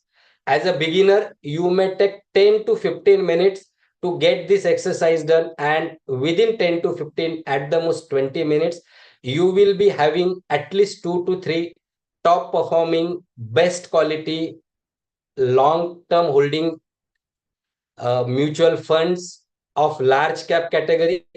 Now, this is done for large cap. You can do similar thing for small cap mutual funds. You can do similar thing for mid cap mutual fund and ELSS. And within 25, 30, 40 minutes, you will have the list of at least 2 mutual funds from each category in which you can think of investing. Now, what is the powerful way of building a portfolio? Select 10 mutual funds, direct plan growth option, start SIP in them. You can do SIP either monthly or weekly. Select 20 MPTDS shares. I'm not going to touch it. This will be covered in detail by Dr. Prachi. And once the selection is done and your SIPs are set, keep your eyes open and keep your ears closed. Do not listen to the market noise. Do not listen to the TV experts. They understand nothing. Just believe in the study that you have done and follow it. How frequently to look for mutual fund performance, we will discuss that later. Now, we have understood all these things, but now we need to know from where can we buy the direct mutual funds. There are multiple options available. Kuvera, mutual fund utility. If you are having a demat account with Zerodha, they provide a coin platform, or you can go into the individual website of individual asset management company and buy from there. Coming to the taxation part, mutual funds are taxed in two ways: long-term capital gain and short-term capital gain. If your holding period of mutual fund is less than 1 year, whatever gains you have done, you have acquired, they get covered under short-term capital gain, and you are taxed 15% of the total gain. And if your holding period is more than 1 year, it gets counted as a long-term capital gain, and the taxation is at 10%. That too, when your gain over goes over 1 lakh in one particular financial year. For debt mutual funds, the cutoff line between short term and long term is 3 years. So for if your debt mutual funds you redeemed in less than 3 years, they will be taxed as per your individual tax slab rate. And if it's more than 3 years, then it is 20% with indexation. So take home message is direct plans, growth option, KERSA criteria, not more than 10 to 12 funds, SIP mode, automatic, regular, consistent, and no running behind fancy names and hot name funds. You should not buy mutual funds on the websites of banks and brokers, because they by default give you regular mutual funds and do not give you the direct mutual funds. The importance of doing it in a SIP manner is it completely negates the effect of the market cycles and prevent you from all these emotions which has been mentioned in this particular slide, and you can literally be a sthita prajna in any of the market cycle and keep on focusing on your professional work and let your money work for you and create the ways and means for your retirement. Advantages of SIP: it gets cost averaging done, compounding happens, it is easy, you need not have to time the market, and you should look for time duration at least 8 years as far as the equity goes.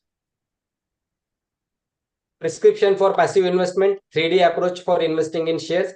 You should diversify your investment, invest in SIP as well as DIP. DIP is buying on dips, and duration minimum 7 years. We'll just keep it because it will be covered. Coming to the exchange traded funds. What are exchange traded funds? Exchange traded funds, if you see their design, they are exactly like mutual fund. They take money from you and the money gets invested into the multiple stocks depending on composition or the benchmark index of that particular exchange traded funds. But the difference between mutual fund and ETF: mutual funds are not traded on the exchanges, but ETFs are getting traded on the exchanges. They are more liquid, and that is the reason they are more cost effective. There are multiple types of exchange traded funds. One is, they are broadly divided into two categories: broad market exchange traded funds and sectoral exchange traded funds. Broad market ETFs are Nifty Biz, Junior Biz, Mid 150 Biz, SML 250, and 100. Nifty Biz invest in top 50 companies of Indian market. Junior Biz invest into 51 to 100 companies.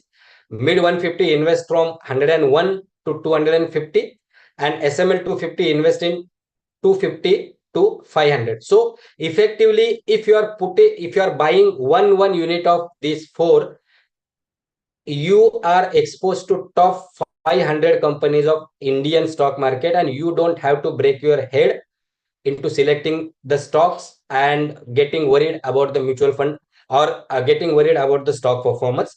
And 100 is investing into the Nasdaq stocks. Sectoral ETFs, ITBs, it invests into the benchmark index of Nifty IT and all its components. Bank Biz invest into the Nifty Bank, and Pharma Biz invest into the Nifty Pharma index stocks. Advantages of ETF investing: less expense ratio. You have an inbuilt diversification. They are passively managed, minimal risk, and automatic rearrangement as the index composition get adjusted by the exchanges, and you don't have to neither have to track it nor have to break your head for that. We have discussed this. This is done. This is done. Okay. Now I will just briefly mentioned about systematic withdrawal plan. We all know what is SIP. We don't know what is SWP. SWP is systematic withdrawal. What you do, withdrawal of certain fixed amount from your invested and accumulated corpus at regular interval on predefined date as your passive income, which you generally can start when you have stopped earning your active income and solely relying on whatever investments you have done in the past as a mean of your retirement. This has been covered by Kedar. So benefits of SIP, it is lighter on wallet. You don't have to put large corpus at one time. It makes timing of the market irrelevant. It enables rupee cost averaging. There are benefits of compounding and it helps in the gold planning. This we have got. Thank you very much. If there are any questions, I'm open to it. Thank you, sir. Any of chairpersons would like to comment anything? Bipin Pandit, sir, are you there? Any of chairperson till then would like to give any expert comment? Or else we can move ahead because we're already Wonderful lagging with. talk, Santosh sir. Thanks, Revati. Yeah. Yes. So a wonderful talk, Santosh sir. I think so. It was crisp take home. I think the 20-minute strategy is going to at least initiate more and more people to at least try the mutual fund strategy. Personally, on a personal level, I have always believed in this care strategy for mutual funds. Any crisp take home messages, sir, for like how to monitor our investments in mutual funds? Like, are we doing well? Once you have invested, you don't have to look at mutual funds on a very regular basis. You can see, first thing is you have to be very sure about your selection. Whatever stringent criteria you need to apply it before selecting.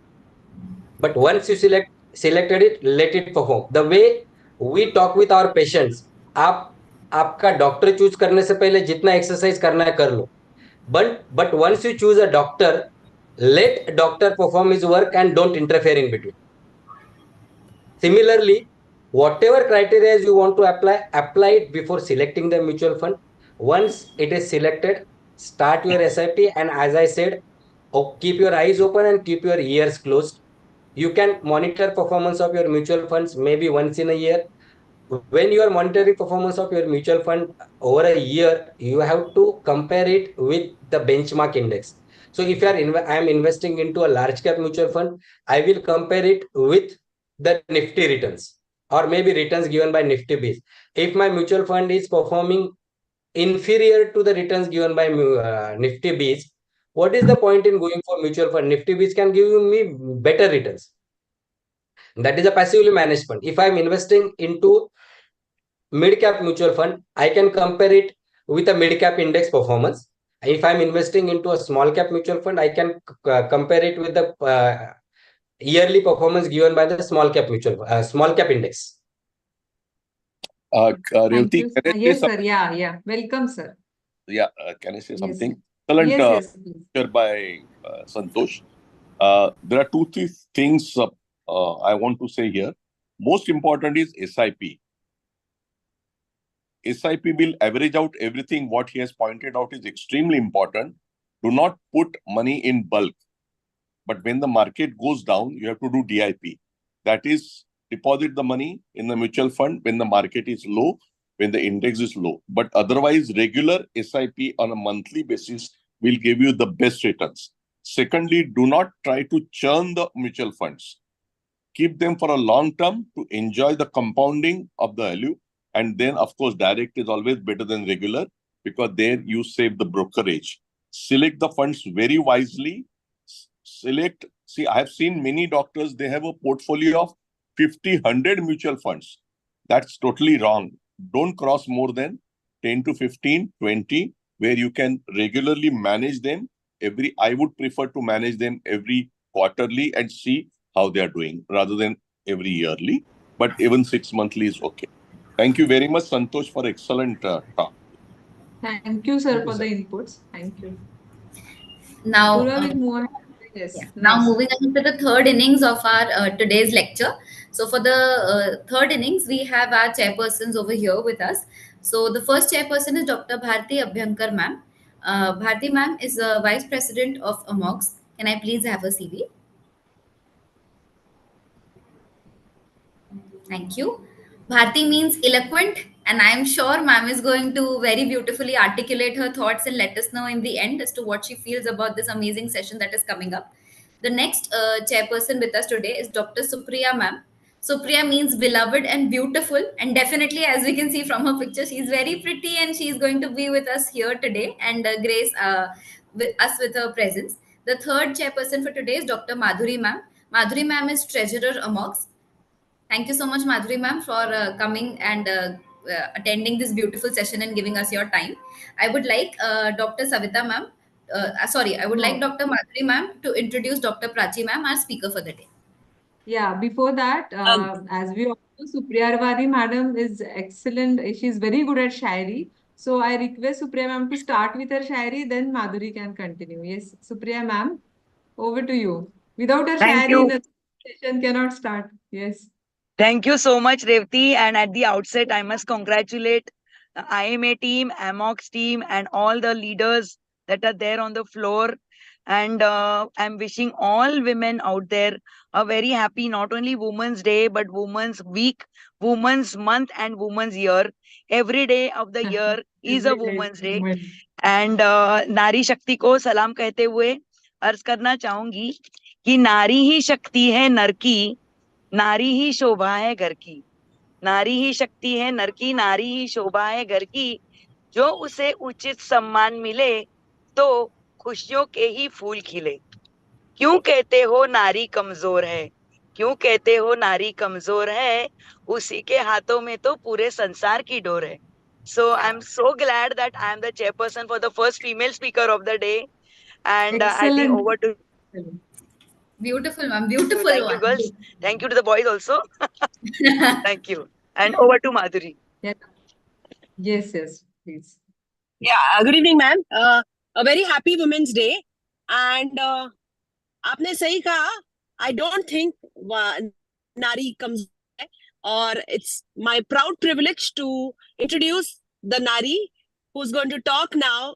And I'm so proud that a woman is going to tell us about investment, because somewhere, even after doing WealthCon, it was really a task as a woman to understand so many things. And I've been teased by my friends and my husband about the same. So I'm so proud to see Dr. Prachi here. She's MBBS and Diploma in Ophthalmology from Indira Gandhi Government Medical College. She's a practicing ophthalmologist at Nagpur. She's the director of Cosmo Clinics. She's a guide and speaker at WealthCon. I am desperate to hear you, ma'am. Over to you. Thank you, ma'am. Okay, so I'm sharing my screen so that I can start talking.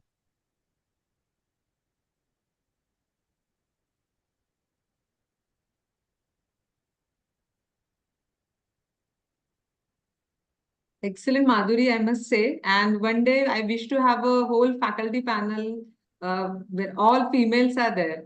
And soon the day will come. Absolutely, absolutely. I believe so. Yes. Okay. So good evening, everyone here. And screen is not yet seen, ma'am. Prachi, ma'am. Your screen is not my screen is not seen, ma'am. Okay, I'll share it once again.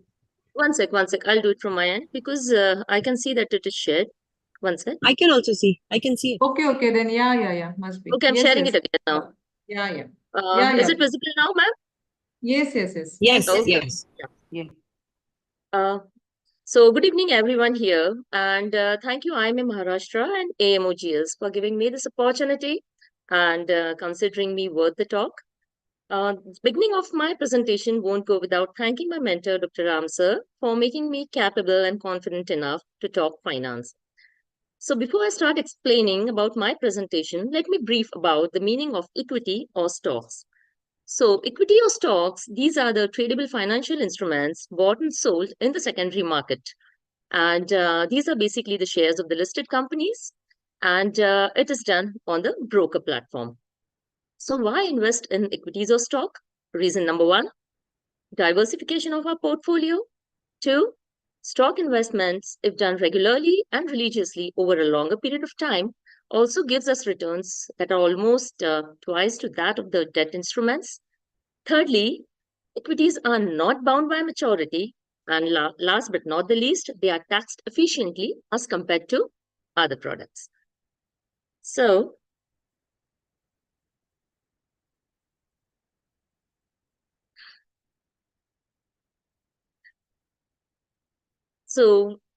let's see how to proceed with the stock investments, as that is my topic for the day. My mentor, Dr. Ramsar, has formulated an extremely easy way of screening the stocks on the basis of the company's fundamentals. He says that even a 7th grader can easily screen the stocks by experience by this method. We call this the MPTDS criteria of stock screening. So before delving into the depth of the above, let me tell you that any investment in stocks has to be done keeping the end in the mind. Secondly, investments in stocks should have an horizon of more than 7 years or 10 years to be more precise, or even longer. Stock market is volatile, hence returns may not always be consistent. Hence, patience, discipline of investment, and faith in your own analysis is must. Lastly, systematic investment plans, that is SIP, and buying on dips are comparatively effortless ways of investing in stocks. This was already mentioned by the previous speakers. So let us begin about how to start investing in stocks. So the screening is done basically by applying the criteria on a website called www.screener.in.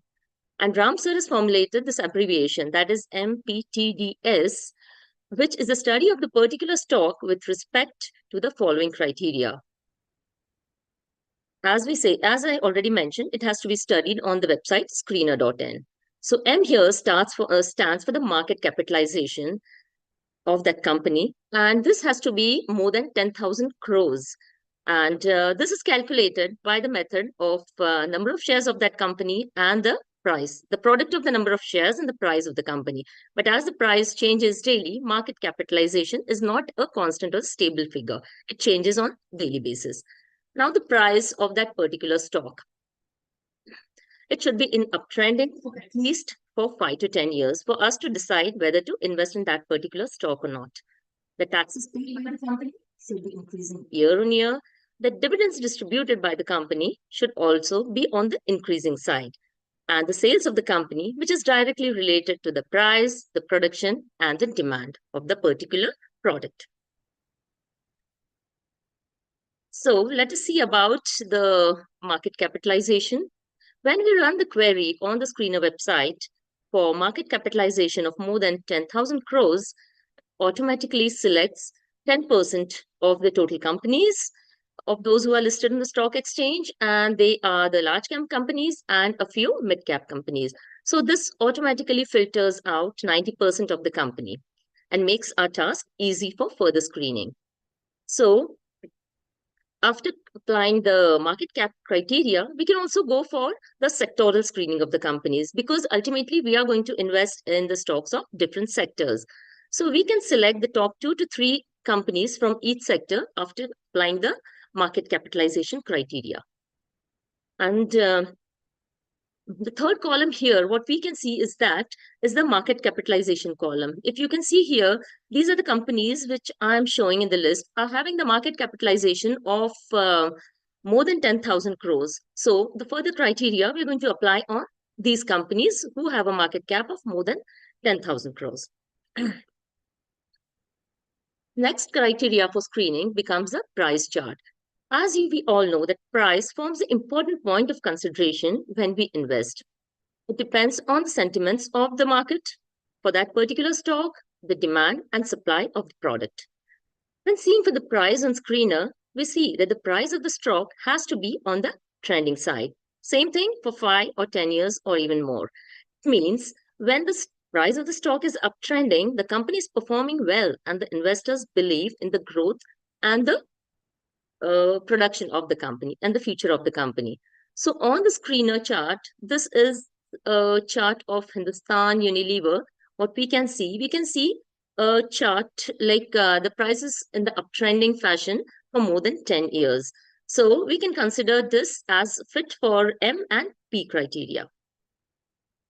Similarly, here is a chart of Reliance showing the price in uptrend for 10 years and more. And there may be small ups and downs because ultimately these are the equity components. Next is a chart of HDFC Bank. Here too, the price can be seen trending for 5 to 10 years or even more. Same chart of Hindustan Unilever. Now I show you the chart of TCS. Similarly, now this is an IT sector stock, which is again showing an uptrending pattern for the last 10 years. Okay, so here is the catch. Now see the chart of last 5 to 10 years. There was an uptrend for a few years. The stock was considered good. It was a part of Nifty 50 index. Now the index was told by Dr. Santosh sir. And suddenly there was an intervention by RBI that exposed and shook the fundamentals of this company so badly that it led to plummeting of the share prices, not to rise again. And that we can see here. Something happened over here and suddenly there was fall in the price of the stock and it has never risen again. Rana Kapoor's diamonds, that is the price to Yes Bank's shares, turned into common or stones literally overnight. The investors started pulling their money out of this company, making the stock unfit for further investment.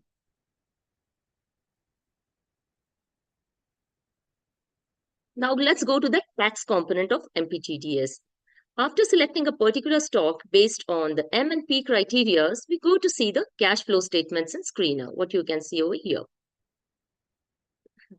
Snapshot here shows the year-on-year tax paid by this particular company has been on rise.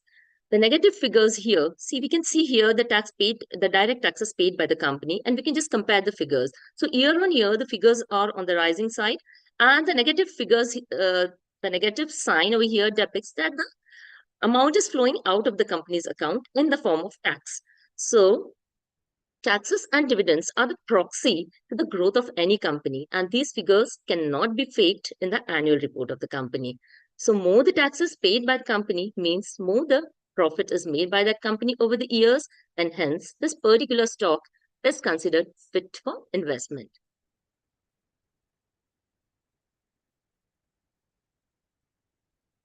Now let's see the dividends. Similarly, as we have seen in the tax segment, in the cash flows, we can see that the dividends paid by this company to the promoters and the stockholders have been on the increasing side, right? For the last 5 to 10 years. Sharing dividends amongst the shareholders is a sign that there's a good surplus profit and the robust stability of that company. Negative sign here to suggest that the amount is going out of the company's account.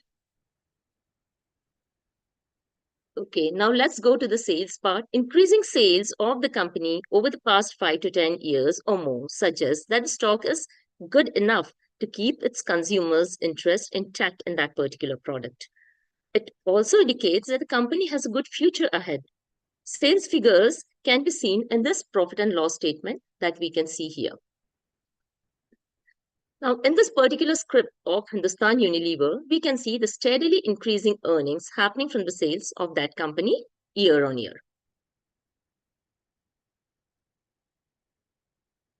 Okay.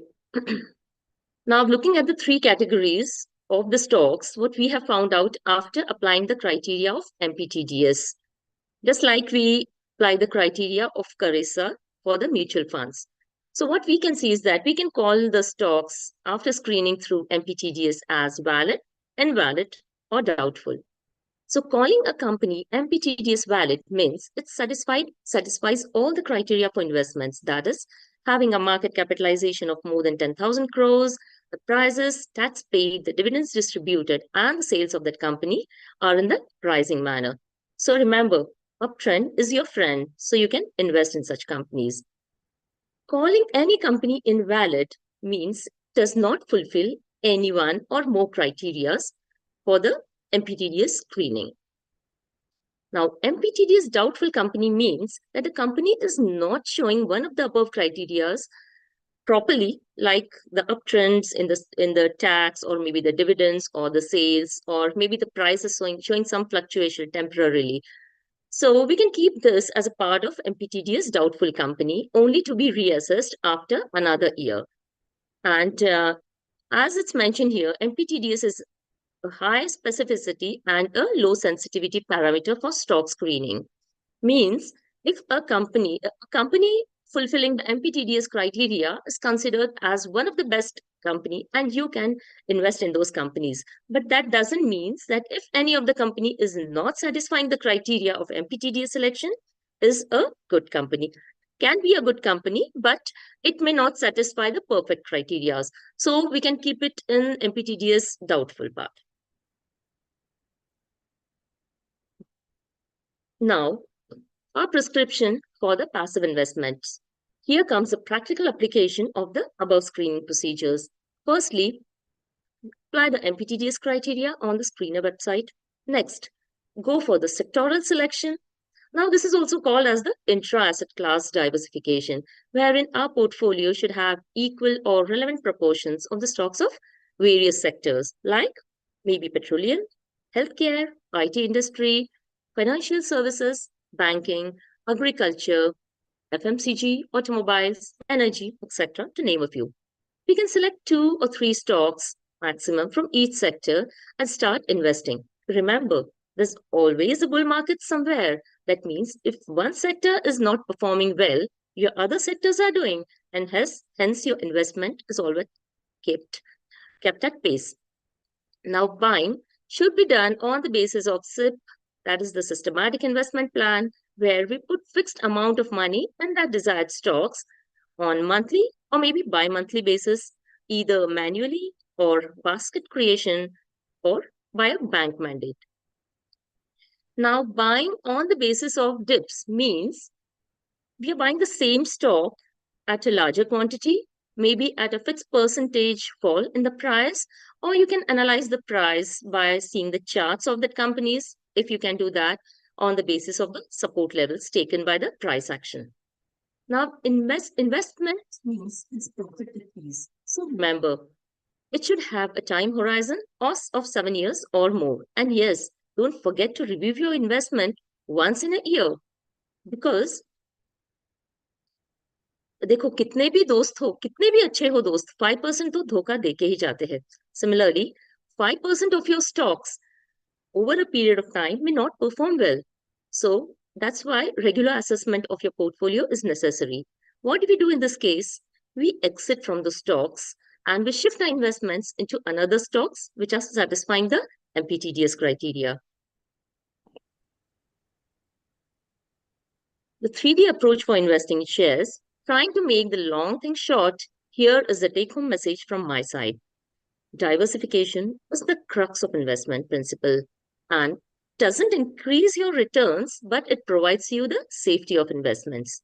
Sip and dip investing in stocks is a must, as we really cannot time the market. Duration of investment has to be more than 7 years or maybe 10 years to get the desired returns. So happy investing, all the best, and thank you from my side. Thank you, ma'am. Thank you so much. Bharti ma'am, are you there? Bharti madam, yeah, or Kiran sir or Bipin sir would like to say something?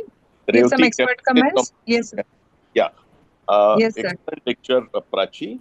But Yes, sir. I'd like to, from my experience, give certain practical tips. What you need, basically, it's not difficult to earn in stock market, but most of the people are scared of stock market because somewhere they have lost money in their lifetime. There Yes, are sir, basic very true. principles which you need to follow. One is you need a conviction about the stock. Second, you need a patience. And third, you need little courage. And it has to be a long term. You cannot become rich fast in a short period. So when you invest in stock, it has to be minimum 10 to 15 years. You have to sleep on it. So when you select a stock, my basic thing is, like you said, promoter, dividends, see the chart, and how it is growing and what the company is doing. You have to find out everything about a company. For example, you go sector wise because the market moves sector wise. If you want to buy a stock in the car market, in a cars, when you are standing at the signal or when you're sitting in your car in the signal, just look around, count the 10 cars and find out which are the cars next to you. If it is Maruti, Mahindra, Tata Motors, accordingly you buy. That gives you. When you open your kitchen cupboard, which biscuits you are eating? Are you eating Britannia? That is the best. When you want to paint your house, which paint you are using? Asian paints? Yes, 65% of the paint market is Asian paints. When you see the infrastructure development, which company is doing? Larsen and Toubro? Yes. Then in tech sector, TCS, Infosys. So every sector you select two companies. In pharma, we are all doctors. Which medicines we prescribe most? Sun Pharma, Glaxo. These are the companies which are bound to do well because we are prescribing. Likewise, which shampoo you use? So Hindustan Liver. So accordingly, you select the company, which these are all large cap companies.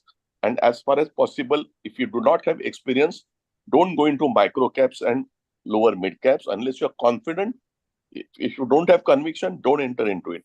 But if you select this Nifty 50 companies, you will never go wrong in the long term. Am I right, Santosh sir? Yes, sir. Absolutely on. But be practical.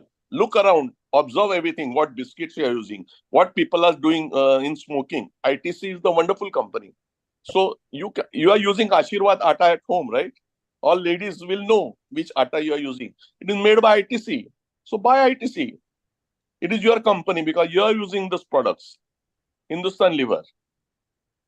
We are using Maruti cars. So buy Maruti. Excellent practical tips, sir. Excellent. Yes. Look Thank you. around, observe. Thanks a lot. Keep your Yes, eyes Bharti open, as madam. Santosh Yes. said, and keep your ears closed because don't listen to the tips. If you listen to the tips, you will lose money. Yes, Thank you. Yes. Thank you very Bharti much. madam? Yeah, Yes, ma'am. thank you very Yes, much, ma'am. Dr. Prachi. Up to mutual funds, it was my cup of tea. But stocks and everything was really very difficult. But We'll now, eventually, madam, Vipin sir has we'll learn eventually. simplified, and Prachi has tried her level best to make it very easy. And I can just apply the NPTDS criteria for that as far as stocks are concerned. And Vipin sir's guidance will definitely help. And I must congratulate Revati. We have selected such a difficult and topic for especially for women, Thank because you, ma'am. initial days of our practice, when my husband used to say me, sign on this check, I used to sign it. I was not knowing about it, whether it is a cross check, what is this bearer check, and why to sign for. I was just telling him ki मला वाटतं मी अंगठे बहादर आहे. Sign कर. Yes, I used to sign it. But gradually we started learning about it, and COVID made us to learn many things about this, all these investment and everything. And Santosh's lecture was superb. In 10 minutes, mutual funds, yes, it was very nice concept. And Prachi also, the lecture is very nice, and we will try to see and how to go for the stock markets and everything. And congratulations for your excellent talk. And congratulations, Revati, Apurva, and everyone for giving us the opportunity to listen to this topic apart from routine gynec and obstetrics. Thank you, ma'am. It matters a ma'am. lot. Thank you so Actually, every women in every age can, try and learn and participate in this. I mean, it's never late, as everyone has said. It's never late. So we have to begin at some point of time. Thank you, ma'am. Thank you. Dr. Bharti, Thank it's you. easier than colposcopy. Thank you so much, Revati. Thank you for the 100 times opportunity. easier After than listening colposcopy. all these Thank you. lectures, I feel like that. Thank you, ma'am, and thank you to all the seniors. Now, moving towards our fourth and final lecture series of the CME today, we have three chairpersons with us today. Dr. Rohan Palshetkar, sir. He's the Foxy YTP Young Talent Promotion Committee chairperson. Dr. Savita Gurjar, ma'am, who's an AMOG's representative and a very bright personality. And Dr. Kanchan Madar, ma'am, who's the IMA Cultural Wing president. I hope all of them have joined online. Yes. Savita ma'am must have joined. Okay. Yeah. Rohan Pachetra sir is Yes, traveling. yes. Okay. Yeah, Savita ma'am, are you there? Yes, yes, I'm there. Can you hear me? Yes, yes, ma'am. Yes, You're very ma'am. much audible. Yes, ma'am. Thank you, ma'am. Apurva, I forget Yes. the CV. Apurva, forget the CV. Allow me to share my screen. Forget the Sir CV. has already, everyone knows sir, and sir has been introduced. Sir has been introduced Yes, already. yes, So yes. we'll directly go ahead with the talk. Thank you, sir. Yes, yes, we can go ahead.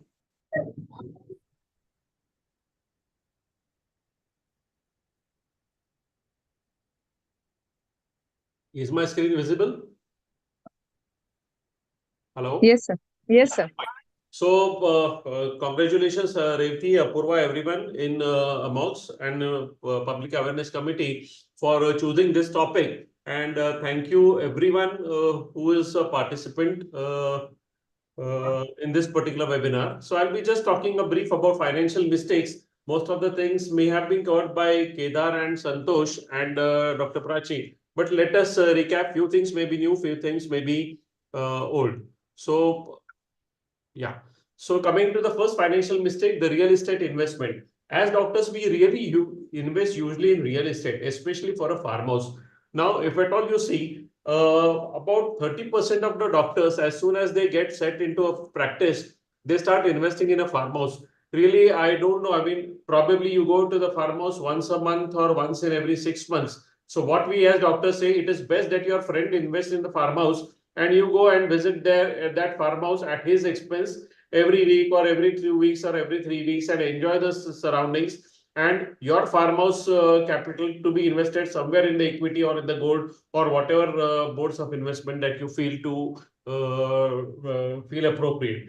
Because as doctors, we do not sell the real estate. As doctors, we don't sell the real estate, and many a times when we invest in these second homes or in the farmhouses, it is maximum energy of ours goes into the upkeep of that. So that is the first financial mistakes. Then products of need and products of prestige.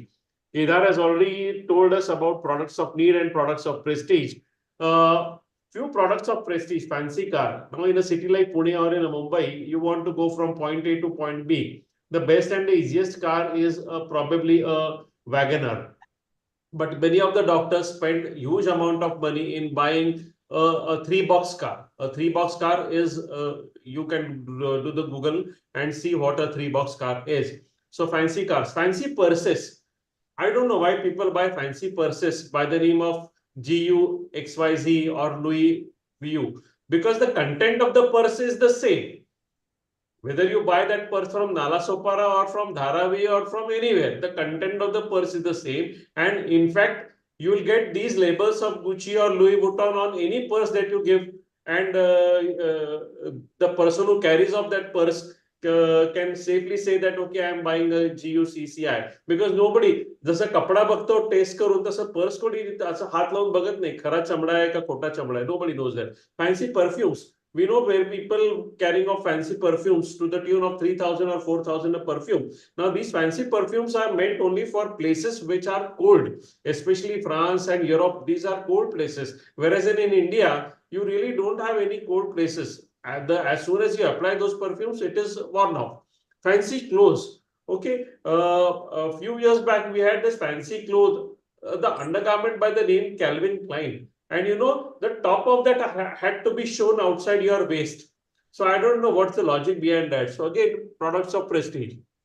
Then insurance and ignorance policies. So one must know that insurance should not be equated with investment. Insurance is a different thing and investment is a different thing. Ideally, a term insurance up to 75 years because by that time, all your liabilities are over, your children are settled.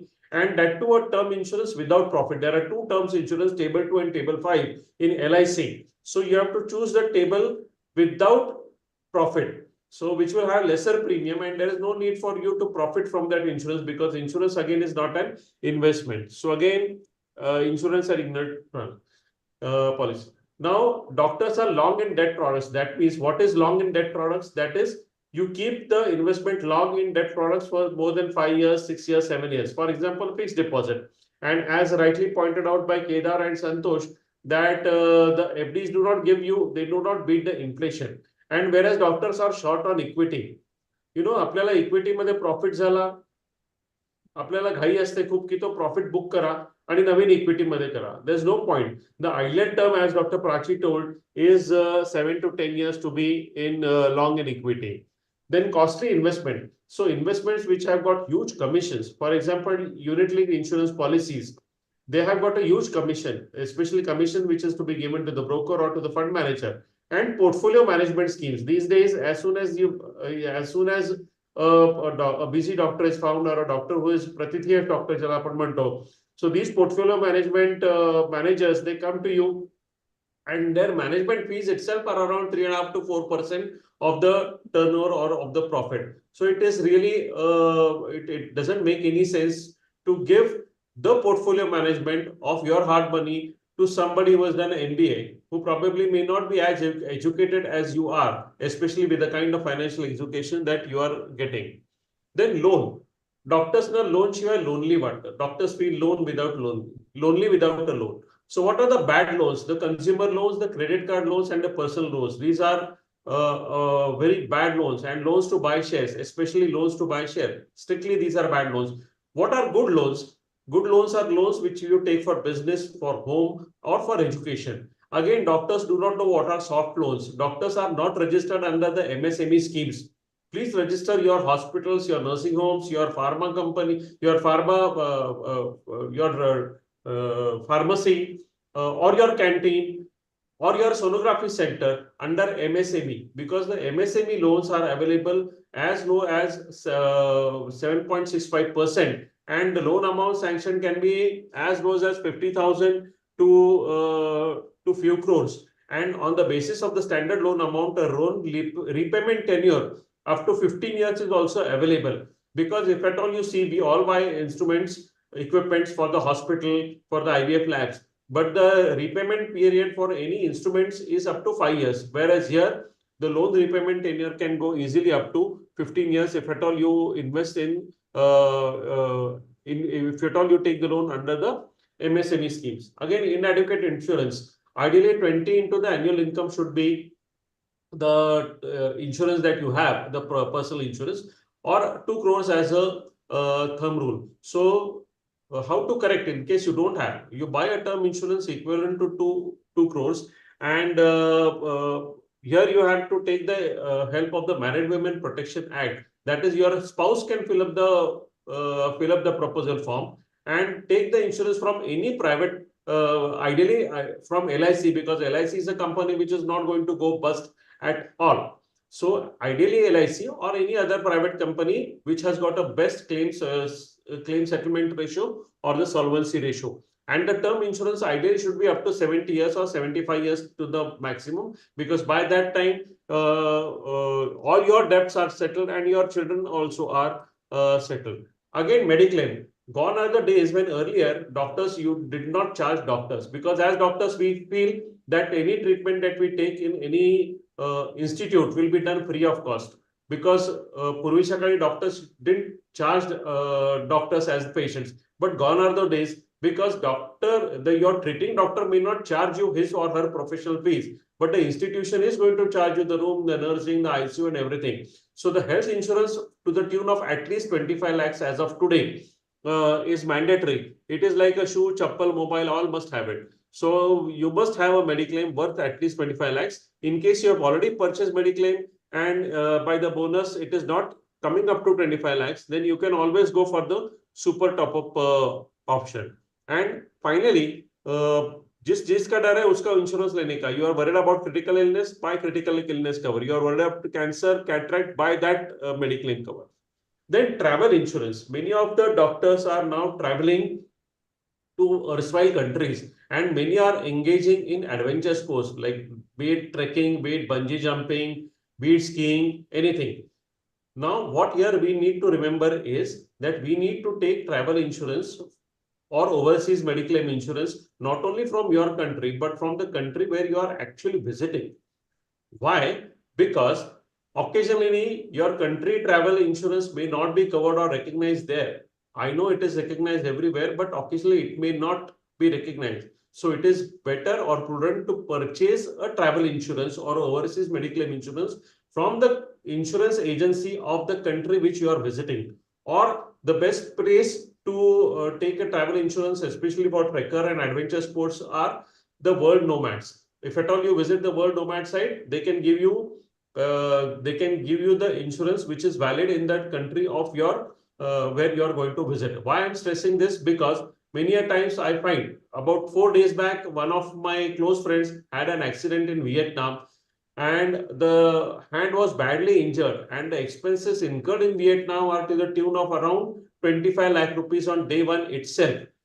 So you imagine the amount of quantum, the amount of insurance, the amount of premium that he must have had incurred, and he had to shell out that entire income, that entire amount from his own pocket, and later the company would be reimbursing it. So it is not a very easy thing today to shell out that amount, especially when you are injured, especially in a foreign country. So travel insurance especially is very important for all those who are going to go to trekking, to taking adventure sports, and going for overseas travels.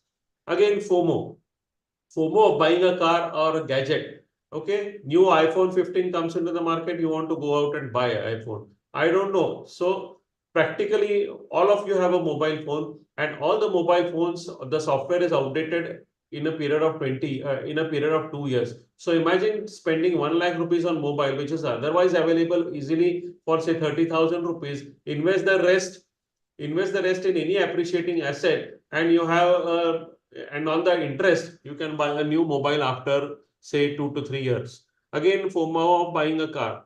There's no point in buying a car if the existing car is giving you good service, especially if it does not run more than 1.5 lakh kilometers.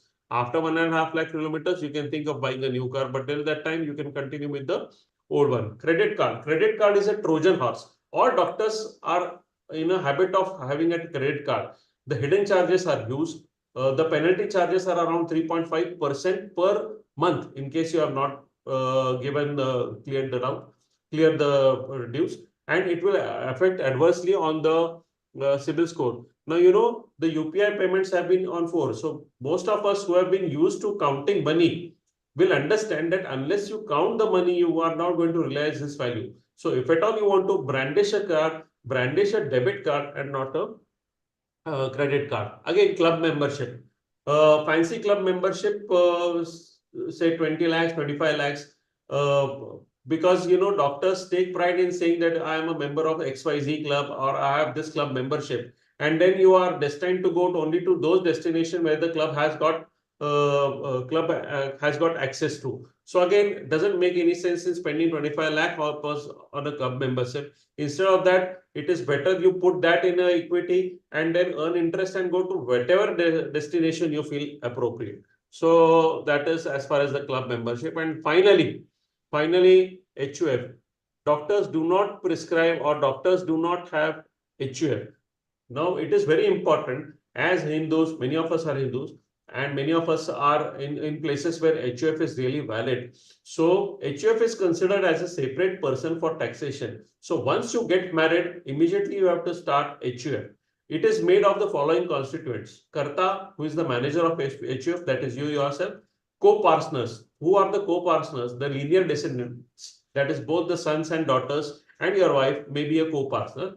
And a member or a non-descendant who can join the family, that is once your son is married or your daughter is married, the daughter-in-law can join as a member. So HUF should start by getting some property or asset by inheritance or transfer from members. For example, you, your wife and your kids can start a HUF. You are the Karta of the HUF. This HUF can get a gift from either your parents or your wife's parents and start building the corpus. So the gift, then income from business. HUF cannot start a profession, but HUF can start a business. So HUF can be a partner in a business. Again, HUF can take loan from members with a zero interest. So again, it's a big thing. And inheritance, that is your parents can give to the HUF, and HUF can inherit from your parents. So that is another thing as far as the HUF is concerned. How to save tax from above incomes using HUF? It cannot have salary or professional income.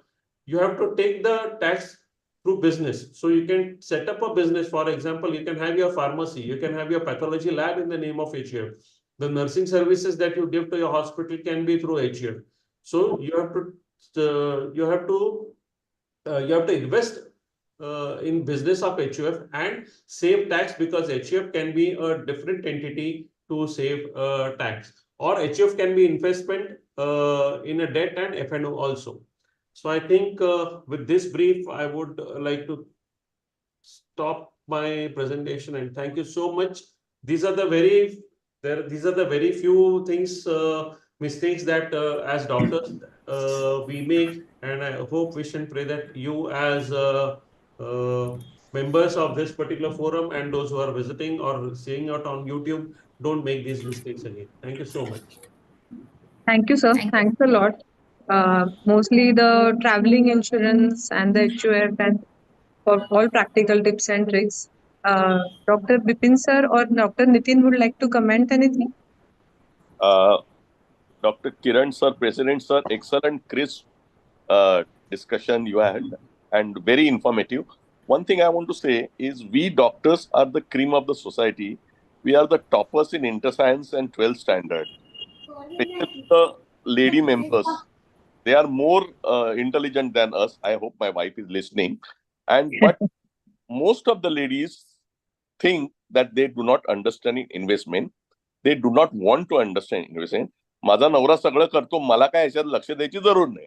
Am I right, Bharti madam? So I will sign on the check but that's not correct. Every lady must know about the investment, and it's husband's duty to involve her and explain her and make her understand about everything, including the stock market and the mutual fund. The safest way is, if you don't want to get involved in stock market, is mutual fund, equity mutual fund, which is quite safe, passively managed by the fund manager, and you should make your money work when you're sleeping. That's the most important thing. Thank you. I would also like to urge, because all females, they must know how to do the banking. I will tell you, there were 3 instances. Ours was a COVID hospital. There were 3 doctors who were admitted in ICU in COVID. The HRCT score had gone beyond 15, and physicians had warned them that they may require a ventilator. So all these 3 doctors, they did not know what to do, because in case they were in ICU, in case they went on ventilators, nobody knew how the net banking password was, how to sign the checks. So simple things like these. So they did not know. So suddenly what happened is they started SMSing their wives की माझा net banking password हा आहे, OTP माझ्या मोबाईलवर येईल, मी तर ICU मध्ये आहे, सो मोबाईलचा ऍक्सेस तुला देतो, and all these things. So this should not happen. So this happened, and COVID taught us this, that wives also should know everything about net banking services, all the banking, etc., which the husband has invested in. So that was a very important thing that I would like to tell you on this. Very true, sir. Moving towards the end of our beautiful CME, we have an open panel discussion. The moderator of our open forum today is Dr. Kedar sir, and we have an amazing team of panelists who have already been introduced: Dr. Santosh sir, Dr. Prachi ma'am, Dr. Kiran sir, Dr. Bipin Pandit sir, and one another special person, Dr. Nitin Rane sir. I would like his CV, please. Dr. Nitin sir is currently the secretary of IMA Aklunj branch. And the meaning of Nitin, I want to, Refti ma'am, you are able to listen? You're free? The meaning of Nitin is master of right path. And indeed, he chose the right path in selecting the woman of his life, Dr. Revti ma'am. And on this wonderful occasion of Women's Day, we are happy that Nitin sir has also taken some time from his busy schedule to be one of our panelists. So over to our moderator and panelists for the last session of this evening and the most informative one. Let's hope. Yes. So I would like to ask few questions to all our panelists, and welcome Dr. Bipin and welcome Dr. Nitin. Yes, so Dr. Nitin, I would like to ask you something about gold investment, because I think that was a topic which was not covered per se in the presentations, and I would like that to be covered with your answers. So I would like to know that what are the different ways to be invested in gold, and what is the best way amongst them, or if there are any pros and cons of either of them. and especially if you could throw some light on SGBs or sovereign gold bonds. I think now people are getting aware of something like SGBs and they're getting invested in it. So can Yeah. you just throw some light on that? Yeah, so I think so. Gold is an important part. So we are talking on Women's Day, and gold is an actually a very important part in their lives. And we know that gold traditionally has been thought as an asset from first, and we know since many ages, like from first literature mentions about gold is 550 BC. So since that time, gold has been used in some form of the other as a currency or something. So gold is also a very important thing. And if you see the last year's data, about 75 to 80% of Indians have invested in golds, in especially in the jewelry form, as compared to the whole world, which is just about 45%. So gold is an important part in Indians, I would say, as a part of investment, and India invests hugely in gold. So investments in gold, the options basically are what we generally Indians first prefer is jewelry, that is physical gold. The other parts of physical gold, what we call as bullions, that they get some say coins or say bars of the gold. So those are also a form of physical gold. But the new forms of gold which are coming up, like gold ETF or gold mutual funds or digital gold, these are other modalities of gold. And the most, I think so, useful one is sovereign gold bonds. I think so. If you look at the structure of sovereign gold bonds, how the government has put it, it is the best way to invest in gold as in terms of investment. If you are doing it for jewelry purpose, obviously that is a different ball game together. So if you want as an investment, I would say that sovereign gold bonds are the best way to go ahead with it. Because what are sovereign bonds? Just to explain about it, sovereign bonds are actually some kind of bonds which are issued by the RBI on behalf of government of India. And they are introduced in tranches. They come sometimes every monthly or sometimes 3 monthly. So every third month, the government of India issues those bonds, government bonds. So those are government backed bonds. That is one important point to know. And those bonds are to be purchased from, say, primary or a secondary market. Primary market is when you get it from, say, a post office, or you go directly to banks and purchase them in the form of a certificate. There is no physical gold involved in it. We just get the certificate of it. But the best way to get the gold is in form of demat form, so that we don't have to think about where do I put my certificate, or the certificate doesn't get lost, and those kind of things. So you purchase them directly into your say portfolios in your demat accounts directly. And the various brokers that like Zerodha, Upstock or Grow, they offer those government bonds easily. Also, you can directly purchase from your banking apps as well. And the returns of these sovereign gold bonds are very good. You get a government interest of about 2.5% every yearly. Also, those gold bonds on maturity, the period of maturity is about 8 years. And after 8 years, you get them as tax-free. And whatever capital appreciation that has been there, that is also tax-free after the period of 8 years. And if you want to sell them at any time, if you are purchased from a secondary market, you can sell them at any time in just as you sell your stocks. Or the other part is one more important point I would like to also say, that investment in gold, if you go for physical gold, like in the form of jewelry, the investment is just as at par of a 7 to 8%. And if you invest in gold bonds, the investment returns are way higher as compared about 12 to 13% if you see properly, if you calculate them. So that is my take on gold. Yes. Thanks a lot, sir, for your inputs. So, can you just tell us that what are the historical returns in gold? Means, is gold a really a good form of investment? Does it give good returns over a long period of time, maybe last 20, 30, 50 years data if we see? Yeah, so if you see the data for gold, gold is kind of an appreciating asset. We know there are limited reserves of gold, and there can't be overproduction. There can't be a supply mismatch. So if you just can't produce more amount of gold, so that the rates of gold might go down as seen in stocks. So gold has progressively increased over many years. And if you see the data for last 10 years, 10 years data shows that the gold has significantly given a return of about say 12 to 25%, except for the 3 years, maybe 2015, 2018, and 2021, where the returns were in the negative form, but they were not significantly negative. They say 2% or 3%. Apart from those years, the gold return has been significantly high, more to the tune of 12% or 15%. Though last year gold return has been say 23, the return was 13%. And if you go to 2020, it's about 25%. So that is the amount of appreciation which we are getting in gold. So gold definitely has got a good amount of appreciation what we see in last 10 years. Yes, thanks a lot, sir. My next question will be to Dr. Bipin, sir. This will be a little off track kind of a question, but very important, which I felt. So what are saving account linked fixed deposits? And are people aware of it? And is it really useful? Because I think many of us do keep a lot of money in saving accounts and end up getting almost very negligible returns. So one question is that. The other part of the question is, what is the role of fixed deposits in our overall, I won't say portfolio as such, but overall financial management? So, Bipin sir, can you just tell us that? Yes, very good question. Most of us, especially the ladies, they keep a lot of money in savings account where you hardly earn 3 to 4%.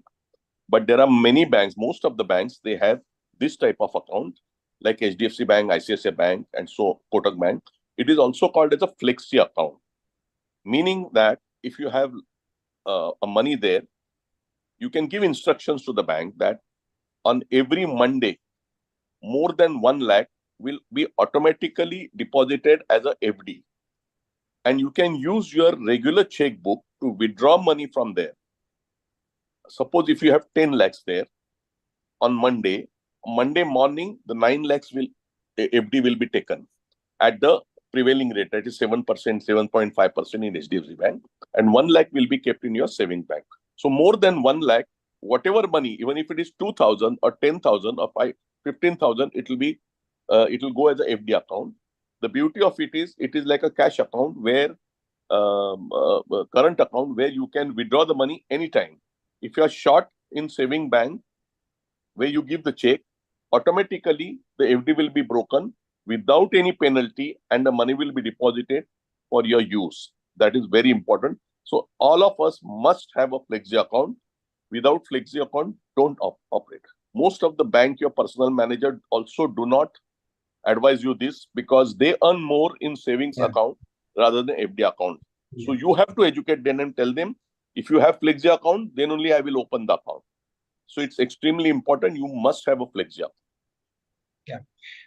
Sir, and one more topic which we did not cover in either of the presentations was NPS, or new pension scheme or national pension scheme, what we may call it as. So do you see any advantages, especially for doctors like us, in this particular scheme to be invested? Maybe any benefits, pros and cons, either of it? The National NPS, National Pension Scheme, is a very good scheme. It started by Government of India, initially for government employees in 2004. But in 2009, it was made open to the general public. Now, it is one of the safest scheme like PPF. Like we have EPF or PPF, Public Private Fund, where it comes under the category of triple E, that is EEE.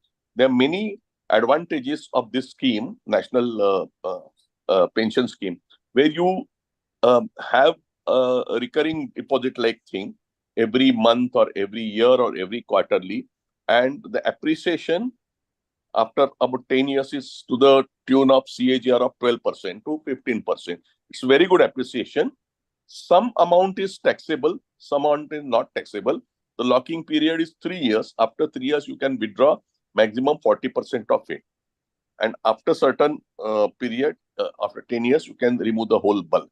It's a very safe scheme like PPF, and it is good for doctors as a retirement tool. You get like pension, a constant this thing. Of course, it cannot be compared with equity, which gives you higher interest. Now, about a gold, I want to give one point. Gold is also considered as an international currency. If anything happens in the world, like a war, it's a remote possibility, nuclear or something, all the markets, any calamity like COVID, the markets will fall. But gold is the safest. It can be used anywhere in the world safely. Only problem is it is not very easy to encash if it is in physical, very difficult to keep it safely. So it's better to keep it in ETF. And it has been observed over the period, whenever the stock market goes up, the gold falls. Whenever the stock market falls, the gold goes up. This is roughly, and gold appreciates in spurts every 8 to 10 years. For 5-6 years, it is dormant. Then again, it will take a jump, like what you say, 20-25%, like that. So so it's actually called hedging. So that is what the gold acts as in hedging. Correct. So many times that is useful. Even in Correct. COVID also it was seen similarly. The appreciation was gold in because the stocks came down and the gold went up post-COVID also. It is always inversely proportional. Thank you, sir. Thanks a lot for your inputs. My next question will be to Dr. Santosh. So, how frequently shall we assess the performance of the mutual funds, and if we want to decide whether to switch from one fund to another, if especially it is not performing well? Okay, now there is no clear-cut guidelines for this, but ideally you should analyze the performance maybe every 6 months or maybe once in a year. And while you are analyzing it, you have to compare the returns of mutual fund as against the returns given by the benchmark index. So if it's a large cap mutual fund, you will compare it with the Nifty returns or Nifty B's returns. If it's a mid cap mutual fund, you can compare it with Nifty mid cap index, that is Nifty Next 50, or maybe Junior B's returns. And if it is not performing well, then you can think of switching from this particular fund to the new fund. Now, how to select new fund, we have discussed that in detail in our presentation. So again, you run the CAARE KERSA criteria algorithm, find out the new fund, and once you are convinced that this fund is better performing than the fund which you are already holding, then you redeem from it, put it as a lump sum into the next mutual fund, and stop the SIP of the previous mutual fund and start the new SIP in the new mutual fund. And again, you can keep it under track. Sometimes, because of some market conditions, some mutual funds are not performing for 1 quarter, 2 quarter. Then you can give them little time, maybe one more extra quarter to prove their worth. If they are fine, you can continue. If they are persistently non-performers, you can take them out. Thanks a lot, sir. Can you just throw a little light on ELSS funds?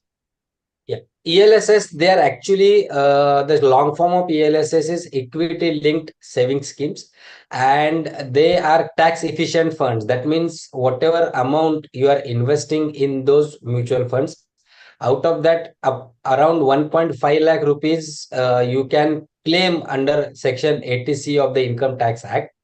But the only problem here is these mutual funds have a lock-in period of 3 years. So once you invest, you cannot take out your investment at least for 3 years. And they, by and large, they invest into the equities, like maybe large cap and some small cap and mid cap mutual funds. Yeah. And the important point and important advantage of ELSS is when you look at the other options of doing or other options available for 80C exemption as per the Income Tax Act. Other options are PPF, Sukanya Samruddhi scheme, and your child tuition fees. If you opt for those options, then those are the options where as far as the Sukanya Samruddhi and PPF goes, the amount of returns generated by those assets as for your ATC are significantly less as compared to what you can generate with ELSS. So on one side, you are doing your ATC management, and on other side, you are creating significantly higher corpus by being a disciplined investor by investing 12,500 rupees per month as an SIP into ELSS, which amounts to 1.5 lakh rupees per year. Yes, thanks a lot, sir. So next question will be to Prachi ma'am. You have spoken about this point, but I would like you to again emphasize on what shall be the horizon of individual stock investment. And the next question, which I think will come along, is what are the red flags one should look for in a company, especially if you are either invested in it or if you are assessing that company to be getting invested. So both. Okay, so let me start with the horizon of investment. As we said, we were talking about investment and not trading. So as an investor, it's a passive type of investment. because we are not regularly going to look into the performance of the stocks. We are investing on the basis of systematic investments, or we are going to buy at dips. So in a way, we are just trying to safeguard our funds, whatever we have invested. So what, as Santosh sir had shown in his presentation about the market cycle. So the market moves in cycles. It's an equity market, so it has its own ups and downs, but the primary wave of the cycle is always going to be in uptrend. So instead of looking at the smaller movements of the cycle, like if we have a duration of investment, if we consider a duration of investment for maybe 1 year, 2 years, 3 years, or of a smaller duration. So maybe a stock, when we invested in it, maybe through SIP or lump sum or anything, maybe at its all-time high, and for another 1 year, 2 years, it may dip down and not rise till another 2, 3 years. So what will happen to our investment if we keep a horizon of 2 years, 3 years or something? Ultimately, will be no gain, and then we'll come to the conclusion that debt products are better performing than this. So what we have to keep in mind or understand, that was the first point which I stressed before starting the PPT, is the time horizon is very much important for the passive investment, that is the investment in stocks. So 7 years, a study has shown that a study of the chart or the graph of the market growth has shown that a period of 7 to 10 years is enough to show a steady increase in the price of that particular asset or the appreciation of our investments. More the better.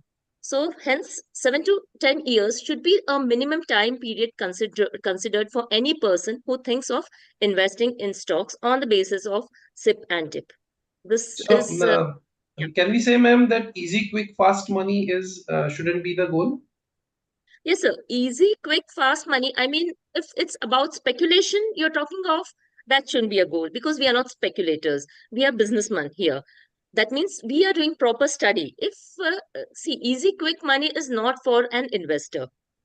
You can think if you are a trader, but that shouldn't be easy, that shouldn't be quick. I mean, even if you are even if you are a trader, you should understand that if a particular stock plummets after you put your amount in it, you should be ready to stay invested.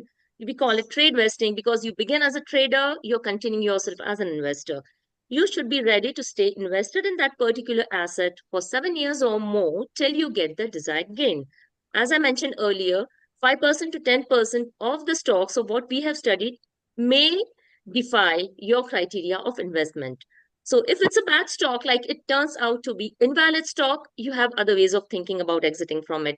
But if there's a temporary dip, you have to stay invested in it and only come out of it, keeping your patience, discipline, and faith in your strategies that the market will rise or that particular stock will go into an upswing and you'll achieve your target in what's a period mentioned ahead.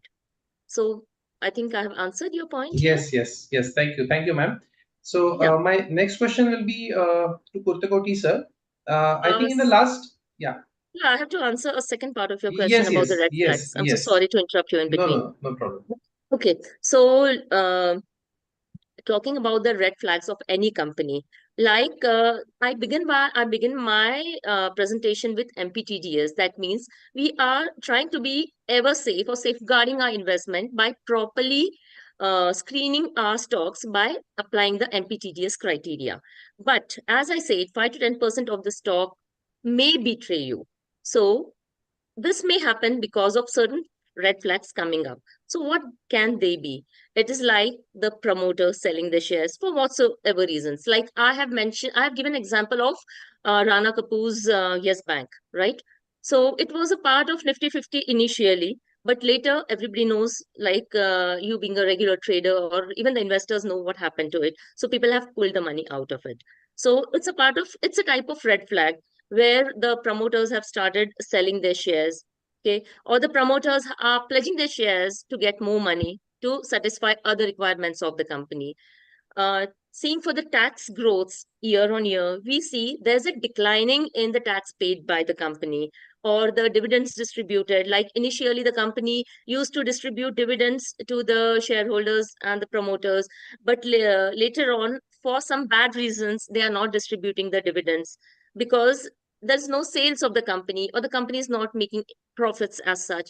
So I see these as the red flags. And one more thing I think is worth mentioning, that if the index, like consider Nifty, is at an uprise, the wave is going up, the sector, like for example, the banking sector, because we're talking about Yes Bank at the moment, the banking sector or the bank Nifty is also moving up, is in the uptrend. So all the banking stocks are uptrend, but this particular stock is in the downtrend. That means there is some problem with the fundamentals of this particular stock. So this is another red flag. When the other indices are moving up, the sectoral indices are moving up, but one particular stock is not respecting that particular trend. That means this is a red flag of that company. We should immediately exit, or we should not enter into such company. Thank you, sir. Thank you, ma'am. So my next question is to Dr. Kurtakoti, sir. Since I think, sir, you mentioned about HUF in your last slide, and I think that is one of the kind of unexplored topic for most of us. Can you just briefly tell us how to open an HUF account or how to start an HUF? Well, to start an HUF, basically you have to give an affidavit. That affidavit will mention that you are the Karta of the HUF and your wife and your kids are the co-partners. Okay, so this is the one affidavit that you need to mention. The HUF can be started on the day of your marriage. So that can be the day or the day your son was born or your daughter was born. I think मागे मग ते काढलं पाहिजे ना हो yeah, so these two can be the start dates. Apart from that, nothing is required. So as soon as this affidavit is made, your chartered accountant will form an HUF. Then you apply for the PAN card. Once you apply for the PAN card, you apply for the bank. And once you apply for the bank current account, as soon as that is obtained, then you have a PAN card, you have a bank account. Then you can easily open a demat account on the name of HUF. Okay. And so the next question is, what are the things which one should avoid in an HUF, or something which can be troublesome, especially if we do certain things in an HUF account? Yeah, the first and foremost thing that you should avoid in HUF is do not buy immovable property. Okay? Because as soon as the immovable property is bought, then that property becomes a property of the HUF. As soon as it becomes the property of HUF, in case there are any legal issues later on that property, or there are any legal issues within the Karta of HUF and the co-partners, God forbid it should not happen, then the HUF has to undergo fragmentation. So it has to be fragmented. So that is why you do not buy any kind of immovable property, because you don't know how much it is going to appreciate.